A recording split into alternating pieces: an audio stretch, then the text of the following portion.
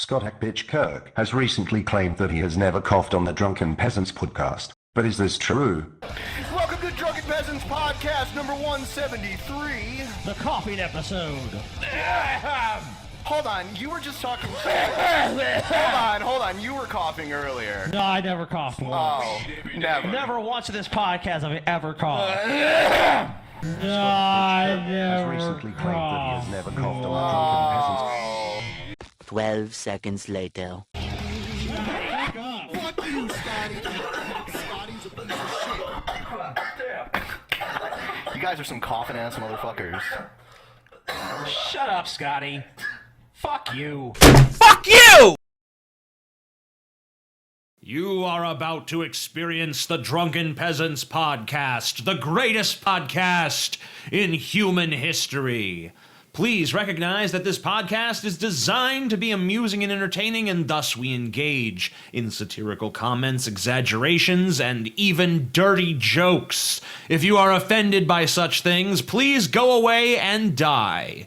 If you enjoy this podcast, we ask that you help to support its existence by contributing to our Patreon at patreon.com/DP. Contributors get regular access to monthly private shows, special commentaries, Google Hangouts with the peasants, and more. If you don't want to do that, you can also support the show by visiting audibletrial.com/Drunken Peasants to get a free audiobook and access to over 150,000 audiobook titles, including great selections on science and skepticism. And if you shop on Amazon.com, we strongly urge you to use one of the Amazon affiliate links in the description section of our videos. You can help support the show simply by using our link to buy things you were going to buy anyway. Now that we've got all that shit out of the way, sit back and enjoy the show.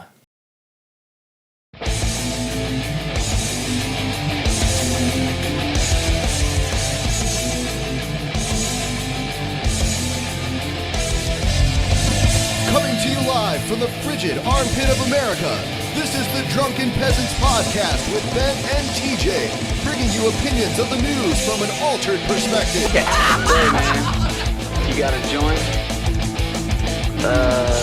No, not on me, man. I don't have facts to back this up. It'd be a lot cooler if you did. What the fuck you talking about, atheist? It's okay. You're nothing, TJ. You're garbage. I just want to be liked. You're garbage, TJ. And now, here are your hosts, Ben and TJ. We'll do it live.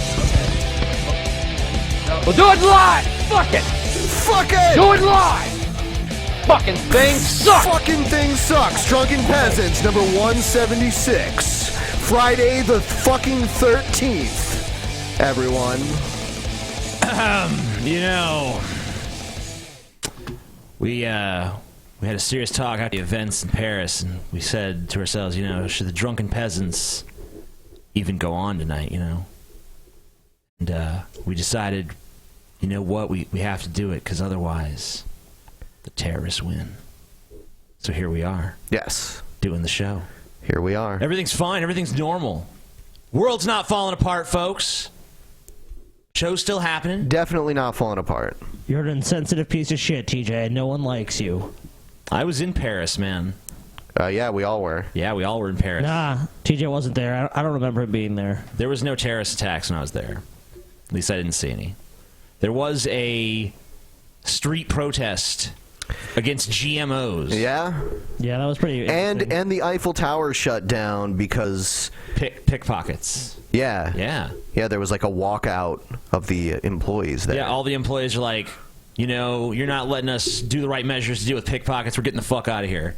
So those were the kind of problems France was having at the time we were there. You know, GMOs suck and pickpockets are bad. Comparatively minor problems. And, you know, today it's like hundreds of people dead. Well, not hundreds, but more than 100 people dead in a series of terrorist attacks. You know, that's like a lot of fodder for like drunken peasant style comedy there. You know? In Rome, when we were walking around, but TJ wasn't with us, we saw like people riding bikes like a giant group of people riding bikes. Like it took them like 5 minutes to pass us, the entire group, and they're like shutting down traffic and stuff. I don't know what was going on. Like a school of fish clogging it. Do you remember that, Scotty? Yeah, they just wanted to ride their bikes, man. It was crazy. To the middle of Rome. No big deal. It's riding bikes. So, aside from grim events going on around the world, we have a shortage here. I mean, not tonight, but overall of videos to play on the Drunken Peasants. We haven't been getting nearly as many people sending videos in.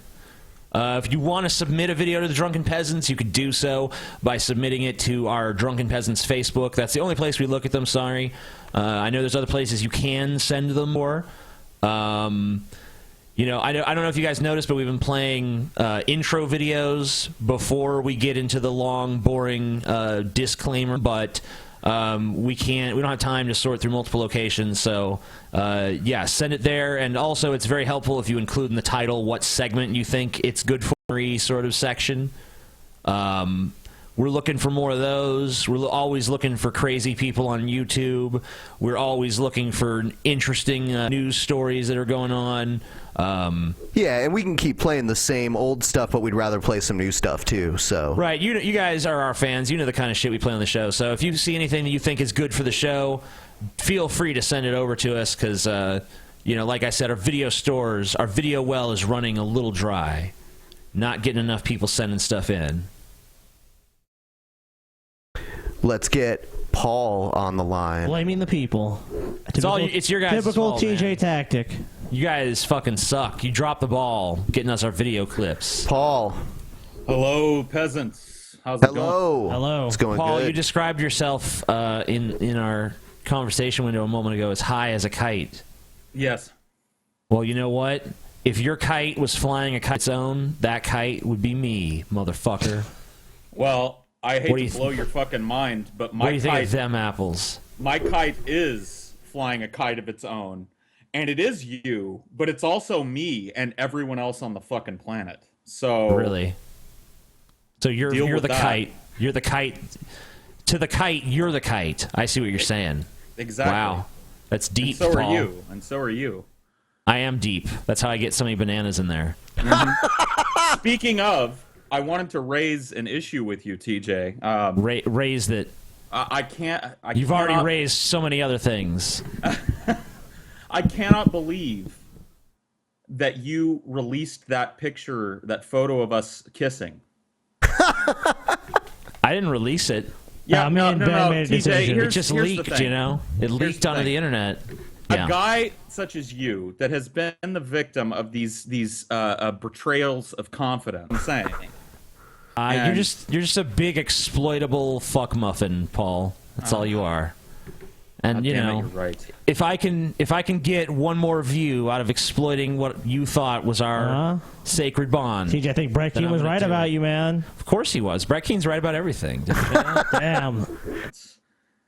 I can't believe that you would put that up as the splash screen for tonight's show. I thought we meant something, TJ.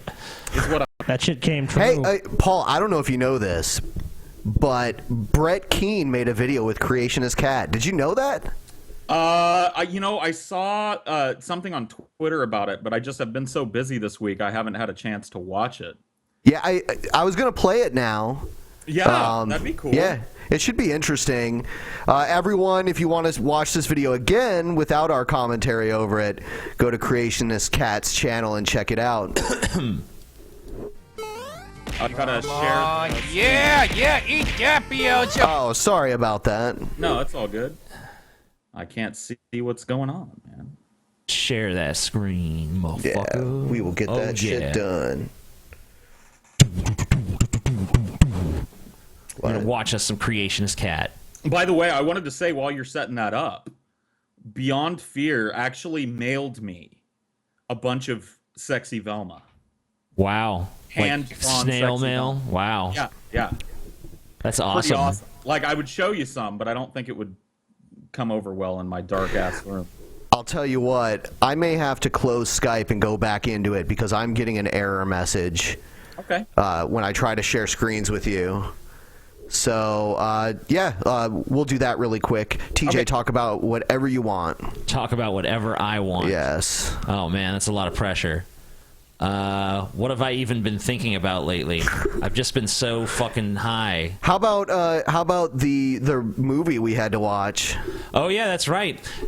Just a moment ago, for our patrons, we had to watch this terrible movie. Well, originally we were going to watch the movie North, which I don't know if any of you have ever seen that, but it's about Elijah Wood.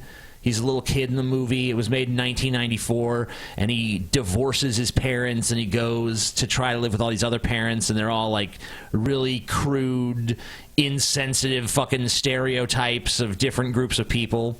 And so that's pretty fun, but for some reason the file wouldn't fucking play, so we ended up watching the worst, or at least what I consider to be the worst, of the Star Trek movies, which was Just a moment, Star Paul. Trek 5. I don't remember what the subtitle, The Final Frontier, and it was, I think, both written and directed by William Shatner. That is correct. And it's just so unbelievably, unconscionably fucking terrible. Row, row, row your boat gently down the stream. Almost there, Paul. Sorry. Just getting a few things straightened out here. There we go. That's actually in the movie. If you want to see us torturing ourselves watching some shit like that, all right, Paul. Feel free to talk. I'll get your audio. Yeah. become a patron. Testing 1 2 testing. I actually have a late breaking news story. I don't know if you guys want to pick this up, but I actually have Brett on my personal cell phone here live, and he would like to commentate on this video in my stead, if that's okay with you guys. Yeah, let's do it. Yeah. Sounds great. Okay. Brett, are you there? Yeah. Hey, Brett, how you doing? Do me a favor, TJ, and keep your fucking mouth shut, okay? Oh, okay. I'm sorry, Brett. All right. Here's the video. Yeah, shut up, TJ. Bob, I pray to you every day, so don't you fuck me, Jesus. Jesus, what the fuck are you doing? No! KO! Satan wins. Oh, you suck, Jesus. Right, Keane's calling me? All right, well, let's see what he freaking wants. Right? Wow, he plays his Brett. intro even in Skype Come on, calls. man, I've heard this song a million times. Jesus, Brett, turn that freaking song off! What, you don't like it, CC? It's got Jesus with the lightning situation. Yeah, well, it's just that it's in all of your videos, Brett. And anyway, what's going on, Keane? I'm kind of busy here. Well, this is Brett Keane from God TV Radio. Make sure and check out my gaming channel, Games You Love, and when you get a chance, check out the links in the description. That'll take my other channel. Come on, Brett I don't Keane have time for Superstar. this. Also, atheists use both bots to downrate our videos. Oh, God. Throw God believers by thumbing up this video. Brett, this is a Skype call. It's impossible to thumb up a freaking Skype call. Just get on with it already. All right, Brett, all right. Brett, Yeah. so is it why did you want him to thumb up the Skype call? Did you know he couldn't do that? Look, I was aware that we were on a Skype call situation. I was also aware that atheists have infiltrated my computer as well as the computers of CC, and that this call would end up on the internet situation. So you just wanted the people who stole your guys' video to get thumbs up? Yeah. Well, no. Okay. Okay. CC, we have a very individual situation on our hands. A situation, you say? And it's very individual. All right, Keane, what's the deal? Creationist Cat, are you aware of the... Brett, can you define the term very individual for me? Well, look, there are 3 levels of individuality when it comes to a situation. There's just a plain old situation. Then there's an individual situation. But when that situation is particularly individual, then it's a very individual situation. Oh, thank you. That clarifies a lot. Really clarified Thank that. You know, I feel like we're breaking through some of the boundaries today, you know? Hey, Dorn! Individuals known as the Drunken Peasants. Excuse me, peasants, can you turn that off? Can you turn that down? Dorn, will you bring my ass rag? I got the butt itch. Including PaulsEgo? No, that fat fuck is a very insignificant individual situation. I'm talking about Scotty Cena. Oh, of course. Well, Scotty Cena's the brains behind the whole operation. Well, listen to me carefully, Susan. I think it's time we get rid of these Drunken Peasants individuals. Get rid of them? What? You want to murder them? I didn't say that. I just want them dead. They don't have to be murdered. Whoa. What did we do, Brett?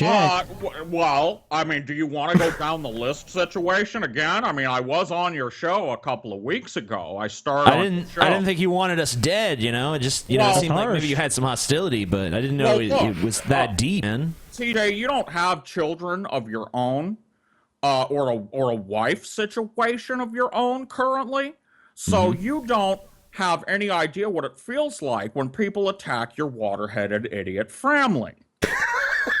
Oh. Wow. Man, TJ. Brett Keane's destroying you, dude. He is. He's eviscerating me at every turn. And I mean, This is starting to show. You don't even have to kill me now. You've already destroyed my reputation. I might not be, the flashiest video maker situation in the world, okay? I may not have an entire fruit bowl up my ass right now like you do, TJ. Wow. I try and do my best, in a situation. I'm more sensible.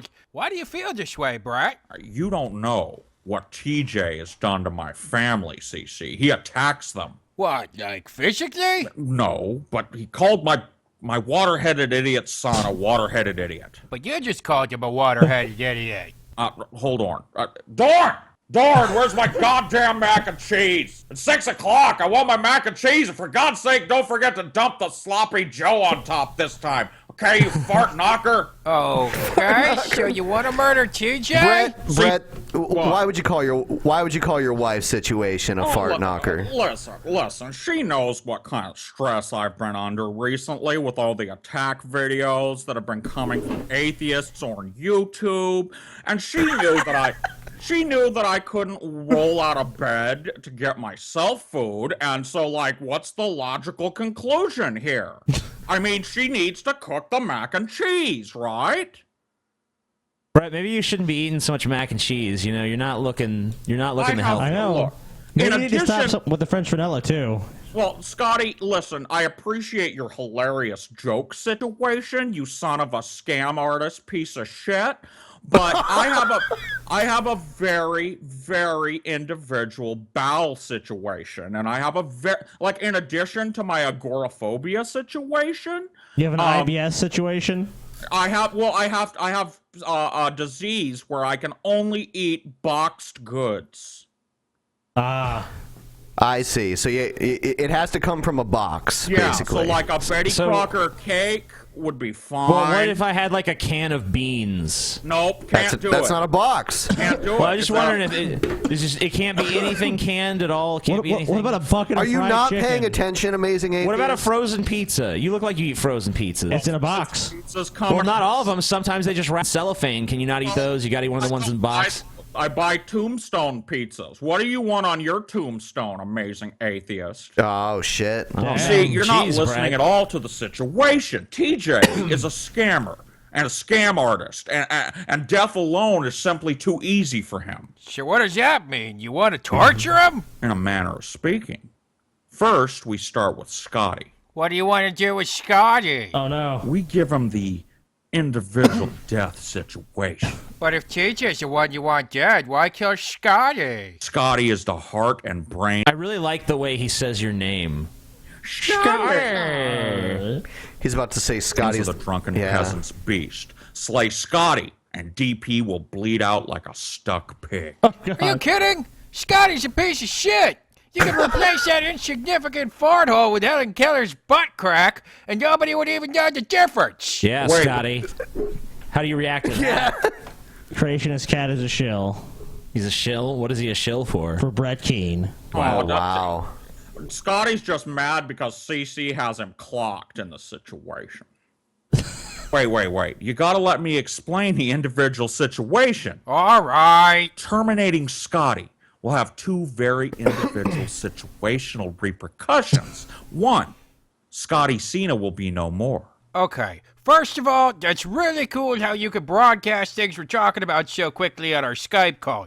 But second, Yeah, Brett, how did you get that ability? It's a program that I downloaded from the same site where I got my vote bot. My comment rating bot. My browser add-on that allows me to email my videos to my fans. Oh, okay. how do you know that'll kill Scotty Cena?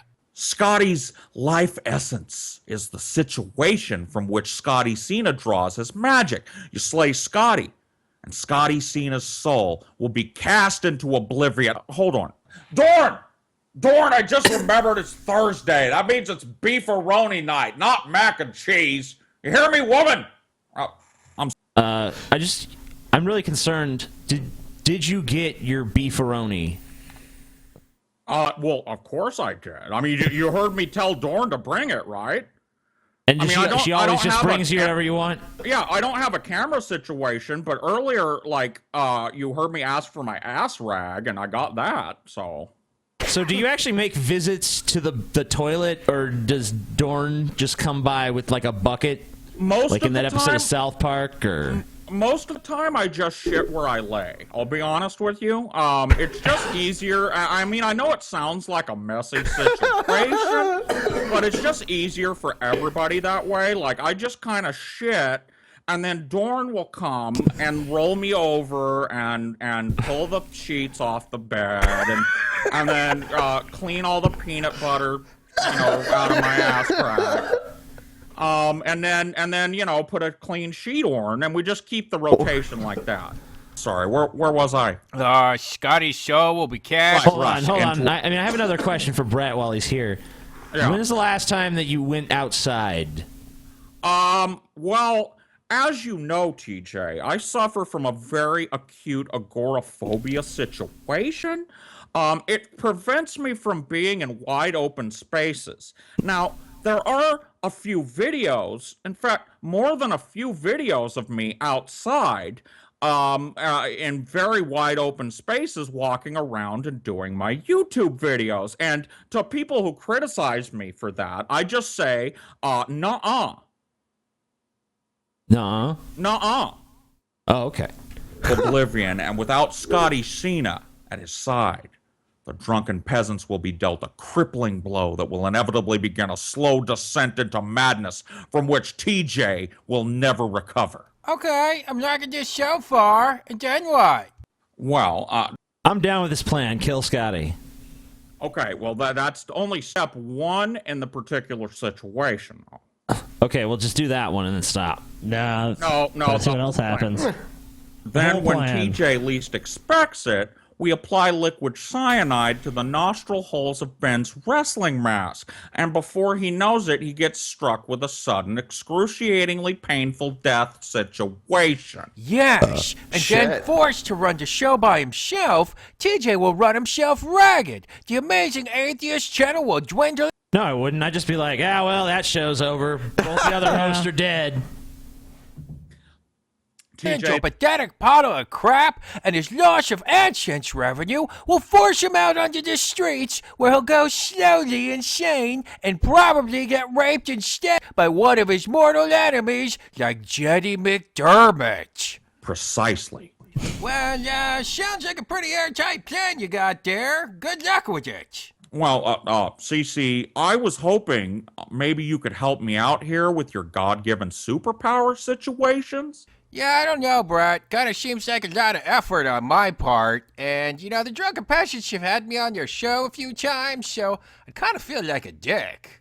Oh, come on, CC. Well, CC kind of almost had our back a little there, you know? Yeah, but he you know, I think I got through to him in the end. He is a God believer, after all. Yeah, well, that's true. We're both God believers, right? Hey, why don't you just get GMan to do it? He gets whatever he prays for, doesn't he? Oh, come on, CC. They attack my family and they send vote bots onto my video situations. All right, Brett, you know, I didn't want to have to bring this up, but what the fuck is this right here? Hello, ladies and gentlemen. My name is Brett Keane from God TV Radio. Make sure you check out CC, I can explain. It's a very individual situation. Yeah, it's an individual situation, Brett, where you're debating mine. Pause the video. You don't have my permission to continue playing this video any further. Oh, really? You heard my plan. You thought it was cute. See, What was that?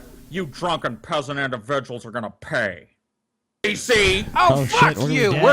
Is that what my people are to you? Just adorable bundles of fur for you to cuddle with, you choco taco eating mushmouth motherfucker?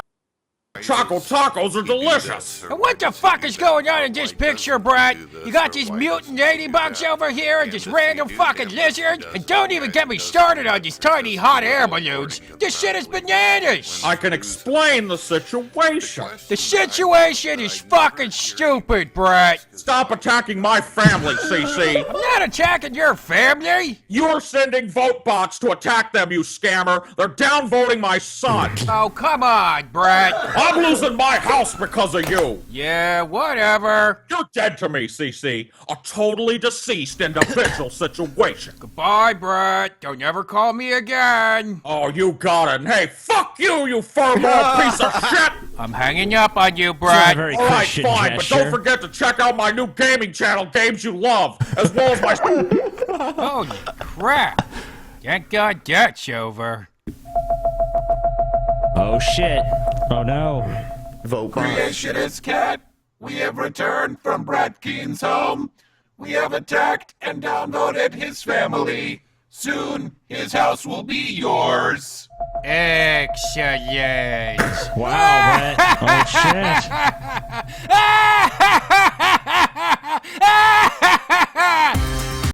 Wow. Creationist What do you Cat think about fucking that, did it. Brett? Look, it just validates what I've been saying all along. That people are downvoting my family, that they're taking my house from me, and that I have no other option other than laying around like a beached manatee and drawing public assistance in the situation. Wow. It sounds like it. I think you're right, Brett. A beached matinee, right? A beached matinee situation. Okay. Fuck you guys, you drunken peasants. I'm leaving. Bye, Brett. All right, fuck you, Brett. Have a good one. Oh, Man, Brett's wow, an angry guy. I was hoping that would go better. Sorry you guys had to hear that, but Yeah, I thought that me and Brett were finally gonna make peace, but no. No, he doesn't want it, dude. Just an angry guy, you know, holding on to a lot of resentment from the past. Clearly. Well, I mean, you clearly did steal his YouTube thunder, TJ. I mean, come on. Well, you know, I stole a lot from Brett. Everything I know, really, was from Brett. Yeah? And it all boils down to it. He was your fucking sensei, dude. You guys trained together on the mountain. Like, you're gonna make the best YouTube videos possible, TJ. I remember Brett posted a video one time of TJ, very, very young TJ. It was one of the early garage videos. And TJ was like, Brett Keane is like a man standing on the edge of a cliff. I remember this. While the waves pound at him and he says, fuck you, I'm not gonna submit. Like, yeah, dude, there was love there, man. There was real love. Yeah, and he shit it all away. Damn, dude, you fucking polished Brett's fucking balls. Yeah, man. Hey, a lot of people polished his fucking balls. A lot of people liked Brett back then, man. Brett, 2 coats for 3. Brett had a fucking huge following for the time. He did. A lot of people thought that way about him. But then the chink armor just, you know, kept getting wider and wider until... Dude, fuck that. That's more like the Emperor's new clothes. Like, there's no armor, man. That dude would just turn out to be totally full of shit. Yeah. I don't like that analogy because it invites me to think of Brett naked. Yeah, well, you better. You better, TJ.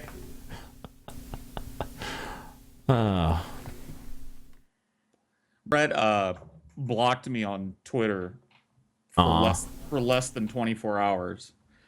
Okay.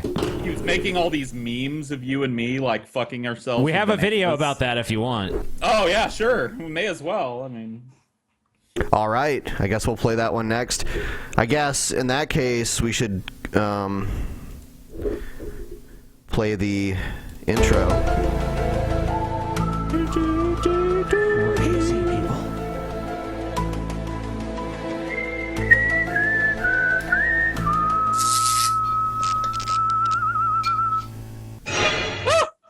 Oh, God, the matinee.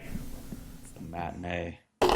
Matinees are endangered. Which one? Oh, the memes that he was making, right? Yeah, Brett Keane talking about his friends or something. All right, here it is. Yeah, his friends. He's reached a point in his life where he has to call his enemies friends just to feel okay. Yeah, here's his stupid brother playing guitar. Everyone go follow Brett Keane's brother. Hello, ladies and gentlemen. My name is Brett Keane from God TV Radio. Make sure you check out my gaming channel, Games Here's a You winning Love. pair And when right you get a here. chance, No one's going to ever do that, Brett. No one's going to ever check out your gaming channel, Games You Love. All right? But it's Games You Love, though. You know what? Maybe if you made a channel called Games You Love that was actually about like gaming, people would watch it. Maybe if you made a channel called God TV Radio that was actually about God, people would watch it. But instead, all of those are just about all of your drama with various people and entities. He's been attacked by atheist vote bots, TJ. What do you want him to do? Yeah, you saw the video situation. I don't know. I'm sorry. There's physical evidence, TJ. I forgot okay, about that, you know? Yeah. I forgot about that. You deny the truth then, TJ. check out Brett Keane Superstar and God TV Radio International. Also, visit our website at godtvradio.com. I'm going to do it right now. And Thank don't you. forget to check out my brother's YouTube channel. Yeah, any where other he plays announcements? guitar and he is the music and entertainment of the Any other world. announcements anymore? So, yesterday I decided Okay. that I was missing out on my daily dosage of racism. So I went over to Twitter and I went ahead and followed Mr. Devin Tracy. Why would you hold on? Why would you statement need is true. Why would you need a daily dose of racism, Brett? Why like How do I feel about other races? I'm missing I hate out. 'em. I'm missing out on my daily dose of racism. Well, What? I mean, listen, Brown, I am from Missouri, so I do hate niggers. Oh my god. Wow, Brett, that's a shocking statement, dude. Come on. Is that how everyone in Missouri is? Well, yeah. I mean, in this particular area of the world, having the chocolate skin tone is basically a scarlet letter. I mean, Wow. That's I didn't know crazy. that. Is that why the whole Ferguson thing happened? well, I started the Ferguson thing. That was a whole different situation. Who is known as Atheism is Unstoppable. And immediately upon hitting that follow button, apparently he got a notification and was there at the very moment that I hit follow, because he responded with "fuck you" right off the bat, just for simply clicking the follow button. And well, as you can expect, I retorted to his comment by stating, "My wife is enough woman for me. Thank you for the offer, though, Rube. Truly flattered." In which he responds back to me, as where I thought that the amazing atheist in my comment might find it enjoyable, my response as well. He fucking I'm included always me in this for tickled some by reason. an audience to see the reaction. Hey guys, GMan wanted to come on. Should we have GMan on too? Oh yeah. Well, no, actually. No? Because G-Man's not a real Christian situation. Oh, shit. Well, we'll have you guys argue about that. Well, whatever. We'll see what It's a happens fake Christian situation. Who is the fake Christian? Who is the real God believer? G-Man. That's right, and you know it. Brett Keane is a fraud. What? What? That's a shocking allegation. first of all, if we're going to do this, let me just start off by saying my name is Brett Keane from the YouTube channel Brett Keane Hollywood. Please check out my gaming channel, Games You Love. Okay, skip. Okay, so now where's the actual content? Where's the actual content? Yes. Well, it certainly isn't on your channel, you scammer. No, there's nothing scamming about me, Brett. You can't. Oh, damn. So G-Man's a scammer? Is that what you're saying, Brett? You know what, G-Man? You're a scam artist, and I have proof. Okay, show me your proof. It doesn't matter what proof you got. Thank you. If I were in the same room with you, G-Man, I would punch you right in the face just like I punched my wife, Dorn. Well, I don't know nothing about that. You would. Oh, shit. Punch him in the face. Well, Brett, he gets a lot of practice, TJ. Have you ever punched a man in the face before, Brett? No, not yet, but I have lots of practice on soft target situations. Let's just put it that way. You practice on children is what you're saying? I didn't say that. Oh, okay. Sounds like it. Granted, I believe that Brett King's a scam artist, but I don't think that's nice talking about his wife, though. I can't support that. But he's here to defend himself. Congratulate you guys on your victory with Brett King, because his performance on here was pitiful. Victory? Give me a break, G-Man, you loser. No, not a loser, Brett. You did horrible when you came on here. You didn't prove any of your points. As a matter of fact, the only points you actually did do well in are the points they backed off on, and that's evolution and your so-called Christianity.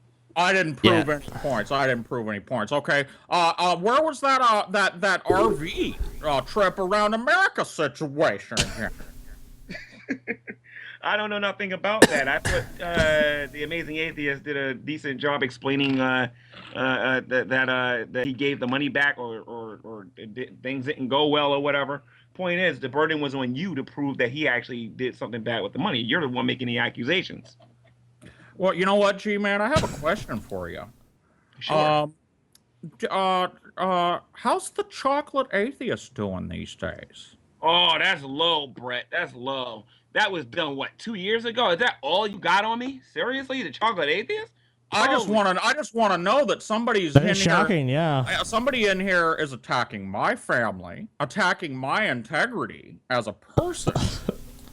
Yet attacking those 100 idiots. That's offensive. Yet he goes online and claims to be an atheist situation, breaking the hearts of his fans. What do you have to say about that? Well, yeah, I broke the hearts of my fans for what 5-6 hours before I came out and said that was a prank. My close friends on YouTube knew it was a prank and knew I would never become an atheist. And I told them that numerous times. You turned some people away. You made people cry. People became atheists because of that. Yeah, I've had several Christians come to me and say that, if G-Man can change, I can change. Yeah, they were Christians, but when they saw you do the chocolate atheist, they turned from God. And you know what, G-Man? It says right there in the Bible situation that you will know a man by his fruit. Now, we know TJ's a banana. What does that make you, G-Man?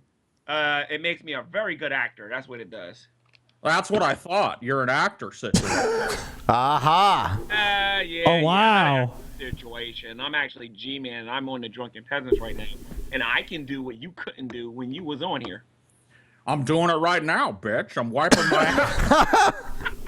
If I have an accusation against one of these guys, I'm going to prove my point. Whatever. Well, you haven't proved any of your accusation situations against me, so. Oh, please. Yeah, I proved you're not a Christian. You don't preach the gospel. You don't talk about God on your channel. All you do is talk about drama. And by the way, I did get that from you guys a couple of minutes ago. Woo.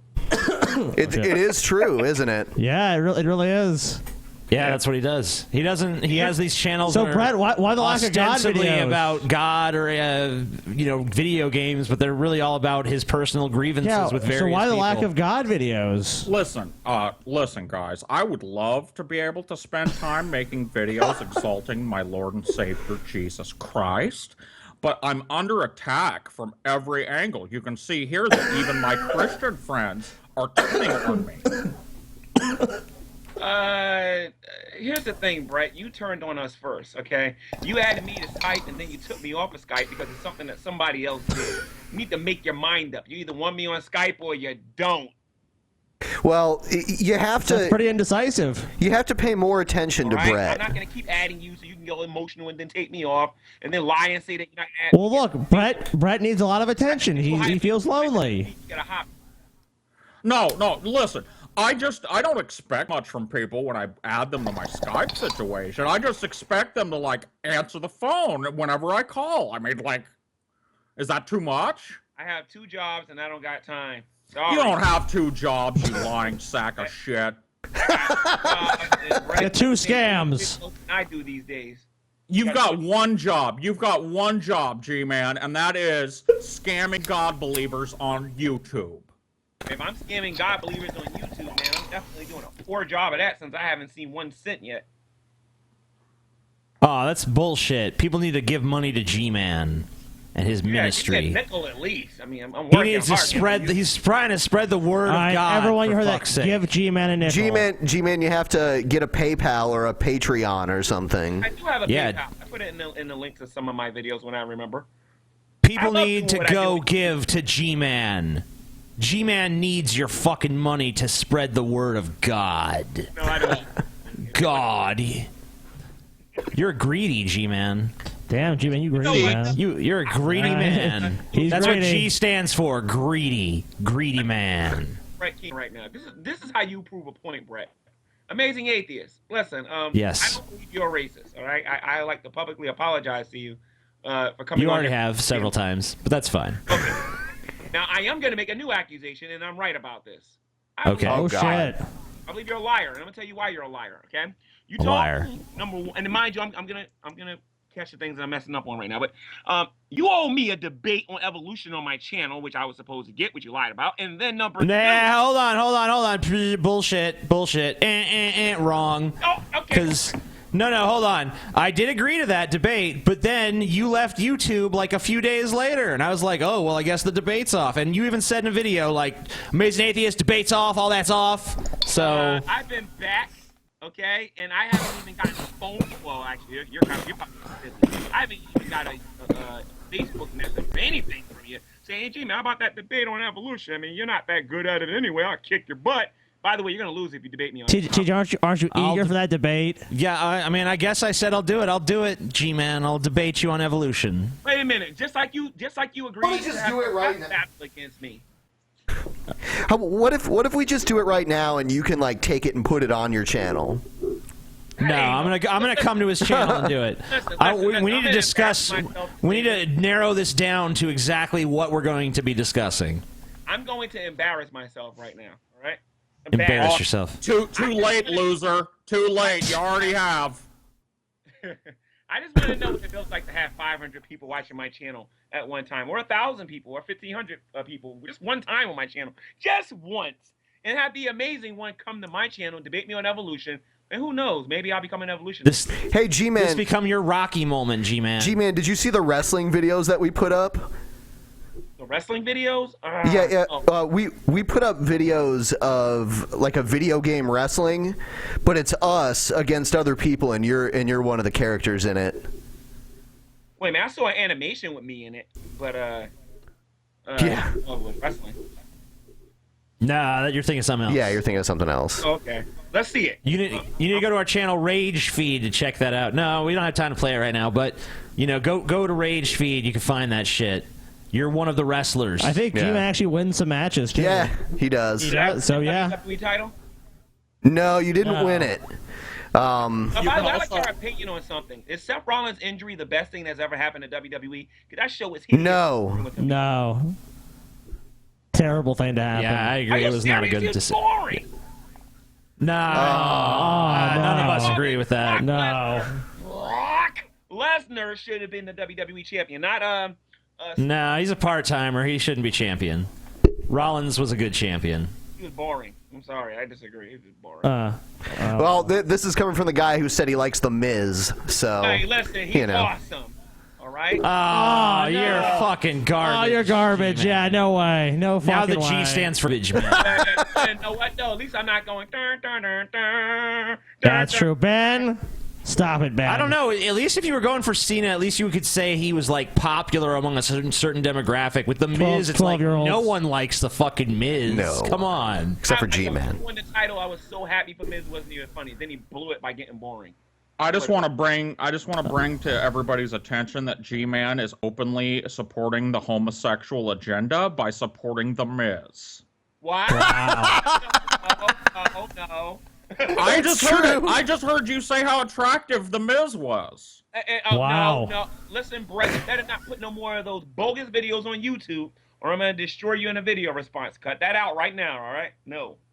cut it out, Brett. Simmer down, Brett. Yeah, Brett. Simmer down now, Brett. Simmer on down. As in Brett Keane, like the real Brett Keane. Hashtag G-Man and the Miz fucking in the ring. No. Hashtag PaulsEgo and Brett Keane doing the deed in the ring. Oh, that's disgusting. I would never. Be sure to touch that. include the in that hashtag. Hashtag whatever he said after that. Do it. Doing the deed in the ring. I would never, doing the deed. Doing the deed in the ring. I would never touch that. Do you when G-Man, when you're like talking to a girl you're having sex with, you know, are you like, I'm gonna do the deed with you, baby, so hard. We're gonna do the deed. The deed. No, we're on public. We're in a public forum here. I gotta be careful what I say. I can make jokes and all that, but I ain't into that cussing stuff. Cussing.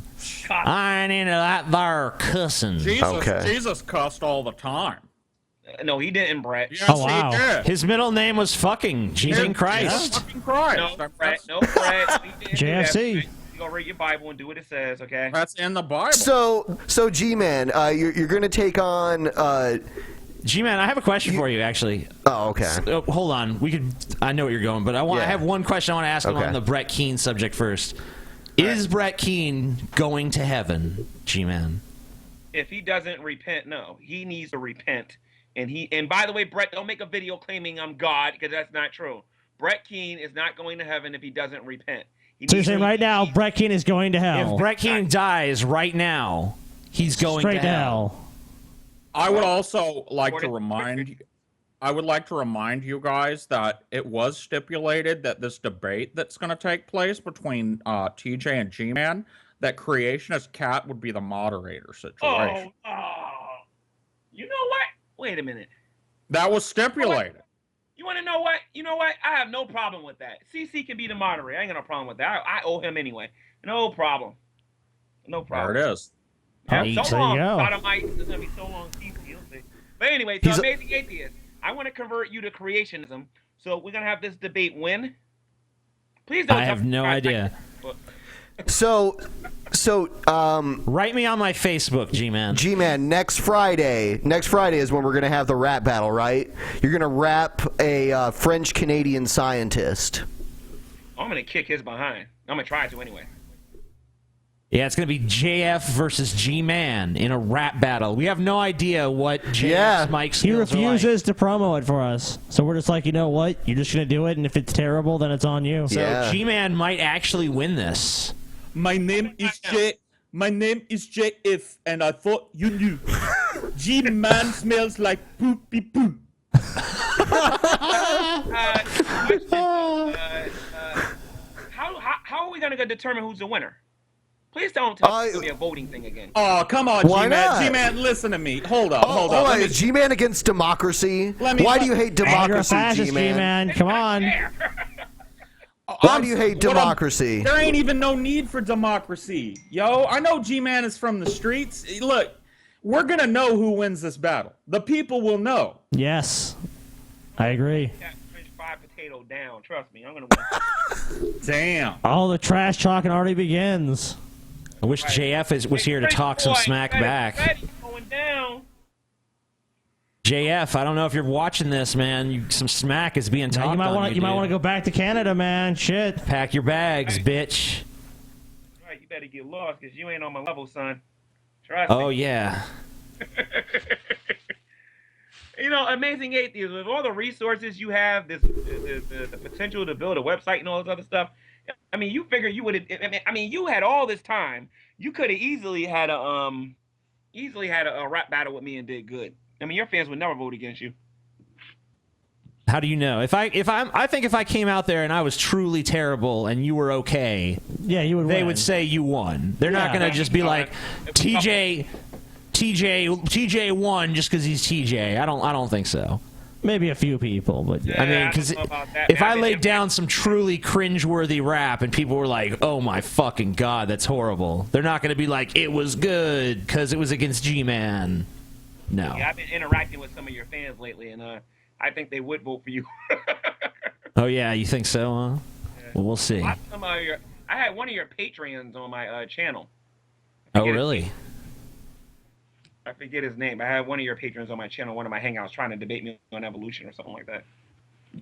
I forget. And you won, of course, right? No, I didn't. We had a conversation, and I didn't do too good. I don't think. Wow. Oh, that's wow. terrible. That's crazy. I never saw that coming. However, another individual was on my channel named PaulsEgo. I don't know if we got time to go into all of that, but me and Paul was talking about the death penalty. Oh, that's right. Oh, you mean when you got all butthurt and fucking kicked me out because I whooped your fucking ass up and down? Oh, let's hear about this. Oh, shit. What's the drama? Boom. Dude, I'll just tell my part of it, okay? I popped in. All right, hold on. Yeah. Hold on, G-Man. Hold up. We're gonna let Paul tell his version, and then you can tell your version. Okay. And we'll see what happens. We'll see how it goes. Yeah. Paul, go ahead. You have the floor. All of a sudden, I get this email from G-Man or something. Or no, it was a message on Skype. And it's a link to a hangout. And I was bored, so I was like, fuck it, I'll go in and hang out with G-Man for a minute.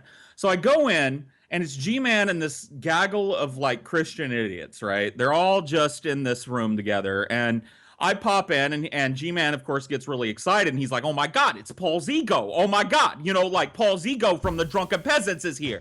You know, But all I did was I would ask a question, right? I found out that day that there is no unified Christian message because all I would do is like ask a question and then the room would fucking explode. Like 9 Christians at once would start arguing with one another over what was biblically correct. It was the funniest shit I've ever done in my life. I just sat back and then every once in a while asked a pointed question that would launch G-Man into this tirade against one of the other people in the room or vice versa. It was crazy. And then at the end of it, he's like, well, PaulsEgo, you know, you come in here and you disrespect my channel, kick. You know what I mean? And I was like, okay. No, that's not what happened. Can I tell my side of the story? Yep. It's your turn. Yeah, Go ahead, G-Man, go ahead. Okay, this is what happened. PaulsEgo was in the room. You know, yeah, I was a little excited that he came there. I think he exaggerated a little bit. But we got into the topic of the death penalty. And while we were talking about the death penalty, PaulsEgo tried to make an argument saying that that there is no, it's not necessary for us to kill people, for those people that go to jail, that they be killed under the death penalty. And I made an argument that it is necessary, that is a way to put fear in the hearts of those lawbreakers so that they wouldn't do it. Then he brought up some stats that he couldn't back up. Gave me a link, and that link wasn't really all that reliable. And we ended up going back and forth, and I let him get away with murder or breaking the rules of my hangout over and over and over again. And at the very end of the hangout, I said, Paul, you gotta stop doing this, man. Seriously, stop. And then he didn't want to stop. He started acting a certain way, and then I showed him the door. Like, he's a monster. Paul. All right, now you I two just have it. a free for all. Go ahead, have at it, back and forth. Let's hear the argument. All right, come on, PaulsEgo. The death penalty is good for this country because, some people actually like going to jail. We got the jailhouse, look, people wearing their pants all the way down to their knees. You know what I mean? Got the Timbs on. They're looking forward to going to jail because they get 3 squares and a roof over their head. Who the heck is afraid to go into jail these days? We just need mandatory death penalty. If you jaywalk, you got to kill them. I mean, that way there's no more criminals. No. See what I'm saying? No, you don't kill them. You just give them a stiffer punishment so they don't do it. Oh, no. No, just kill them. Kill all of them. Yeah, we just got to kill them. Why should we even get caught up in this nonsense that some laws are worse than others if you break them? Just the death penalty for everything, G-Man. Yeah, it's like God's Come to law, our side. You violate God's law, you go to hell. That's just, it's simple, it's direct. Yeah. Yep. You violate the law, you die. Makes sense, right? You just die no matter what.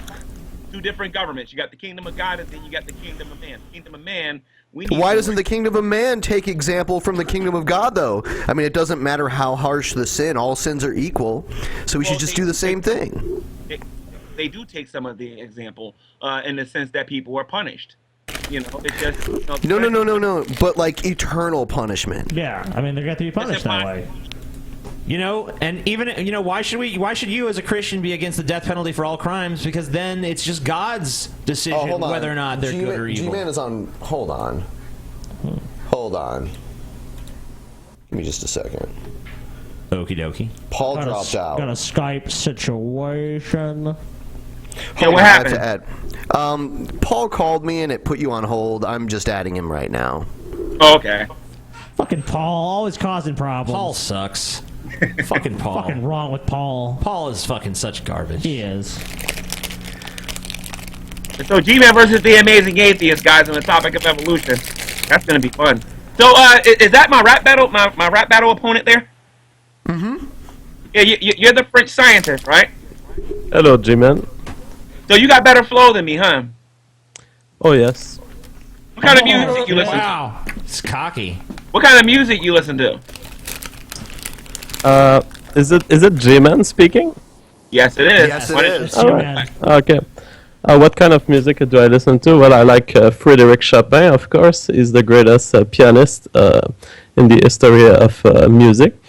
I also like Cypress Hill, Rage Against the Machine. Okay. None of that's rap. Well, I like Cypress Hill in terms of rap. Okay, so what kind of rap skills you got? Because I know Creationist Cat kind of surprised me a little bit, but you don't strike me as the type to be a rap battleist. Well, I've been working on my rhymes for a couple of months now. I've been practicing my flow. Yeah. And I've been composing some sick rhymes that will, I think, make their marks in the history of the Drunken Peasants. Dude, I have to ask because I am so fucking hyped for you guys to battle each other, okay? Can we hear a couple of bars? A little preview bar, maybe? I'm not asking for the whole show. I'm just asking for something here because I've not been told in advance. Are we rapping today or are we rapping next week? We're rapping next week. Your funeral is next week, a week from today. Okay, Your funeral is next week. We just want to see something. We just want to know. And basically, just to lay everything out, you can use your own track, but it can't be copyrighted, G-Man. And you have to play it on your end. So play it like through your speakers or whatever you would use. Because if we play it on our end, there'll be a delay and you'll be off rhythm. So. Okay. I think there should be no beats at all, personally. I don't need no beat to beat this guy. That's what I'm saying. Damn. I'm saying if you want to use a beat, use one. I think it sounds better. Honestly. I will bring my own beat. It's a sick beat from Mix La Production. My homie is from California. Have been sending me these sick beats, and I will use them against G-Man. Also, G-Man, last time the video was not working, so you could not see, but I want to show it to you. This is the clock of your YouTube career, G-Man, and it's 3 minutes before midnight. Oh shit! 3 minutes before midnight. It's time to go to bed, G-Man. Oh shit! Shade, man. Time to go to bed, G-Man. How do you respond? That was corny. Anyway, listen, French boy. Remember, when you rap against me, you're gonna need to be creative, funny, and you're gonna need to be on time. You have to speak clearly, okay? Because if you don't, you can get destroyed. You know, when you say you need to speak clearly, is that like a French jab or something? It sounds like it. GMan, I've listened to all of your rap songs on Drunken Peasants. I don't think you can give me rap tips. Wait a minute. Only 3 of my raps of the 10 I have on my channel have been featured on this channel. Did you see my amazing atheist execution rap? I've seen all of your raps, and No, it you sucks. didn't see my GMan. No, you didn't see the amazing atheist execution rap. Yeah, you haven't seen that one, have you, JF? Come on. He hasn't been on GTV. He would have left a comment. That's true. How could he possibly? I didn't see no comment from you, sir. So, Jeff, you have total confidence that you can beat G-Man in a rap battle. Definitely. I've never been practicing as much on something as I did for this. I mean, I've done lots of things in my life. I've done brain surgery. I've done biology. I've done neuroscience. But this was an intense, many-month practice of and composition of the song too. Okay, spit so it's something. going to be pretty spectacular. Spit something? Yes, well, I do not do improvisation, so I will keep my. Do you really want to battle? Let your mama stop playing with the baby rattle. Talk about the biting, you wouldn't even nibble. All your rhymes on the side ain't nothing but kibbles. Told you once, gonna tell you twice. Oh, your rhymes sound like 3 blind mice. Shut up. Where is your game at? Come on. Oh, It's shit, actually not JF, bad. you get served. One thing I noticed with GMan is that he gets better. You do get better compared to when I saw you 1 year ago, but I don't think it will make it to the level of my song. JF is just totally confident, but in all honesty, we've not hit him, heard him flow or anything. So Well, I guess we don't know. We're gonna see, man. It's the mystery. Can GAF actually rap? Who knows? We'll find out. We'll find out. I have a favor if I win. If the Drunken Peasants vote me the winner.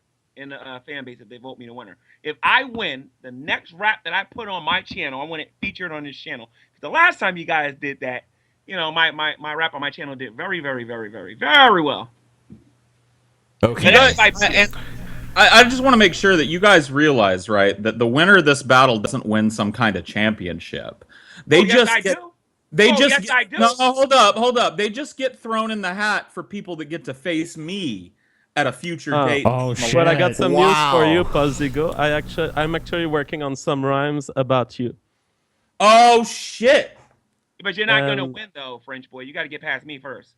Yes, I'll get past through GMan next week, and then the other week I take on PaulsEgo. We don't know, JF. We haven't heard anything yet. I think we should do a vote on this competition. We should do a public vote on this. Oh, you guys want to vote on it? The atheists watching this, I'm gonna lose immediately. They can't. Oh, definitely, we won the Facebook vote. Yeah, let the peasants decide, man. Fuck the fans. They don't know. So there are terror attacks in Paris. Yes. Yeah. We heard about that. Does my voice sound weirder? Like, Wait a minute.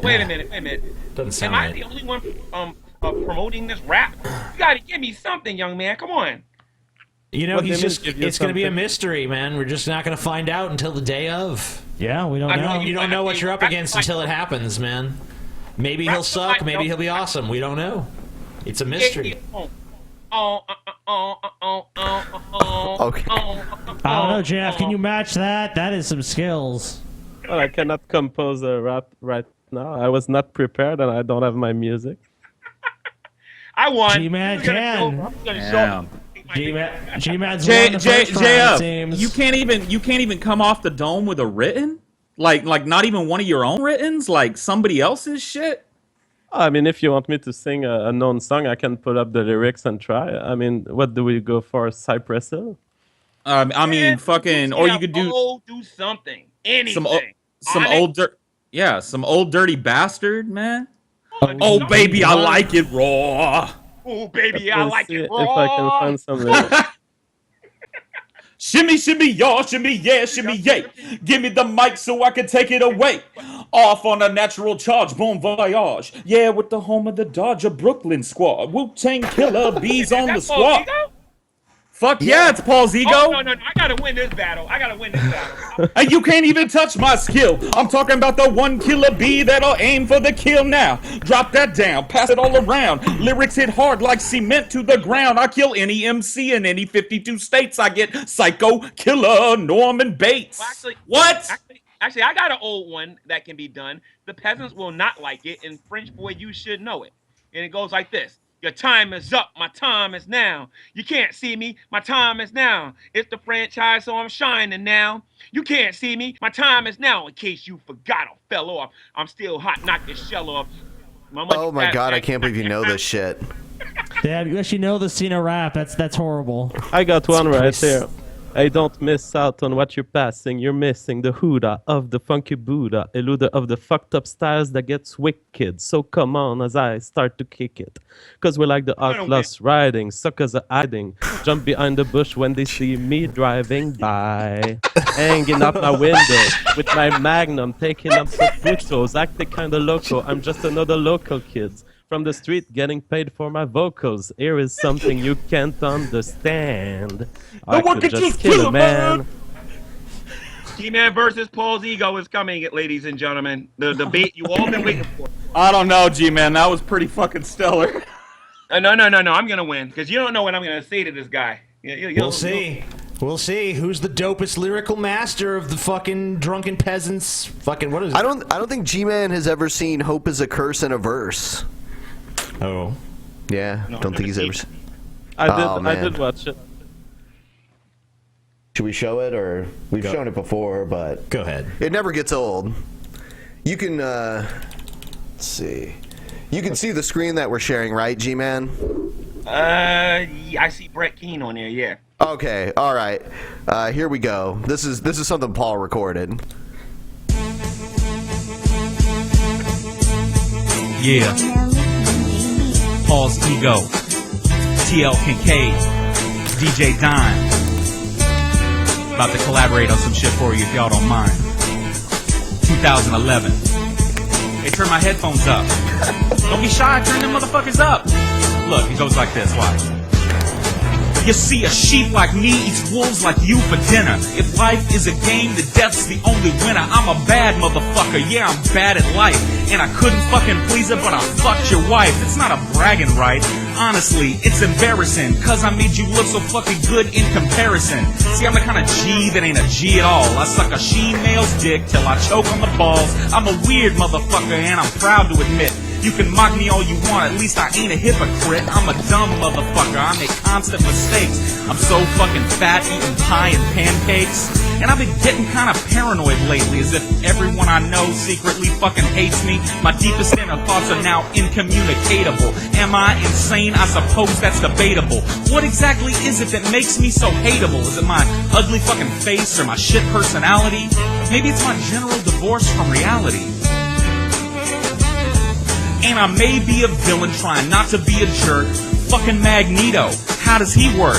And I ain't trying to talk to no solipsist, cause he might just persuade me that I don't exist. If there's a God, he's absurd for creating diseases and being so concerned with everybody's fucking sneezes. And I know honestly that he refuses to bless me. He sent all his clergy to fucking molest me. When I was a 10-year-old choir boy, I told my parents and they like, you a liar, boy. Okay, that never happened, but I wish that it did. I could have used a lot more sex as a kid. Childhood trauma, call it vitamin T. It expands your perception and sets your mind free. I think about thinking more than I actually think. And my thoughts about thoughts drove me to the brink, either of an epiphany or something far worse. And if you take anything away from this member, corruption is enlightenment. And hope is a curse. Yeah. Oh. Yeah. Yeah. Yeah. Aside from the curse, that was pretty good. Aside from the cursing, Paul. Man, that was just me getting warmed up, G-Man. That was just a warm-up I think verse. TJ wrote that, though, right? You wrote did. the... Yeah? Yeah, I wrote that. The Amazing Atheist wrote that and he went and rapped that on me? That's kind of weird. Hey, TJ? Yeah. It's you sound weird like you're off mic or something. I know, I do. I sound fucking really weird. Is your mic fucked up or something? I don't know. Nothing ever happened to it. I don't know. It sounds like a TJ's in-ear strange. or something. I didn't fuck with your mic or anything. Yeah, I don't know. Yeah, you do sound different. I'll tell you what. We'll just switch it out. Okay. And I'll just sit here.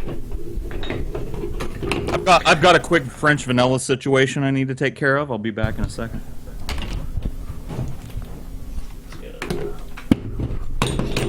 can edit into this later. I know that.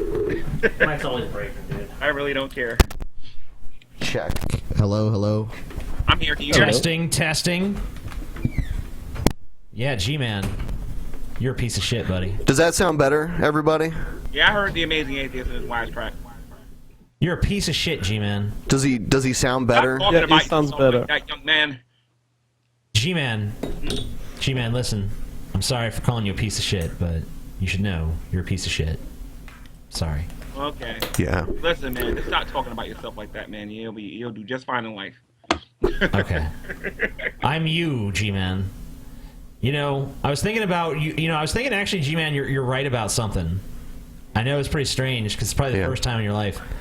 But I was sitting around. I got really fucking stoned one night, and I was also on acid.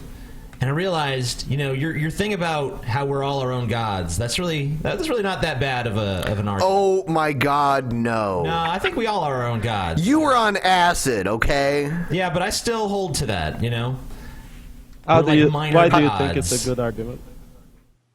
Well, I don't know if his argument is good, but the conclusion is good. The beginning of the story is I was really high and I was on acid, and then I thought one of G-Man's ideas was good. Well, you know, I'm just trying to play G-Man a compliment here. You know, why you got to shit on him? Good. I'm trying to reach an branch to G-Man here. You know. Sure, G-Man. By definition, you guys are claiming that you have a lack of a belief in a singular God and all other gods.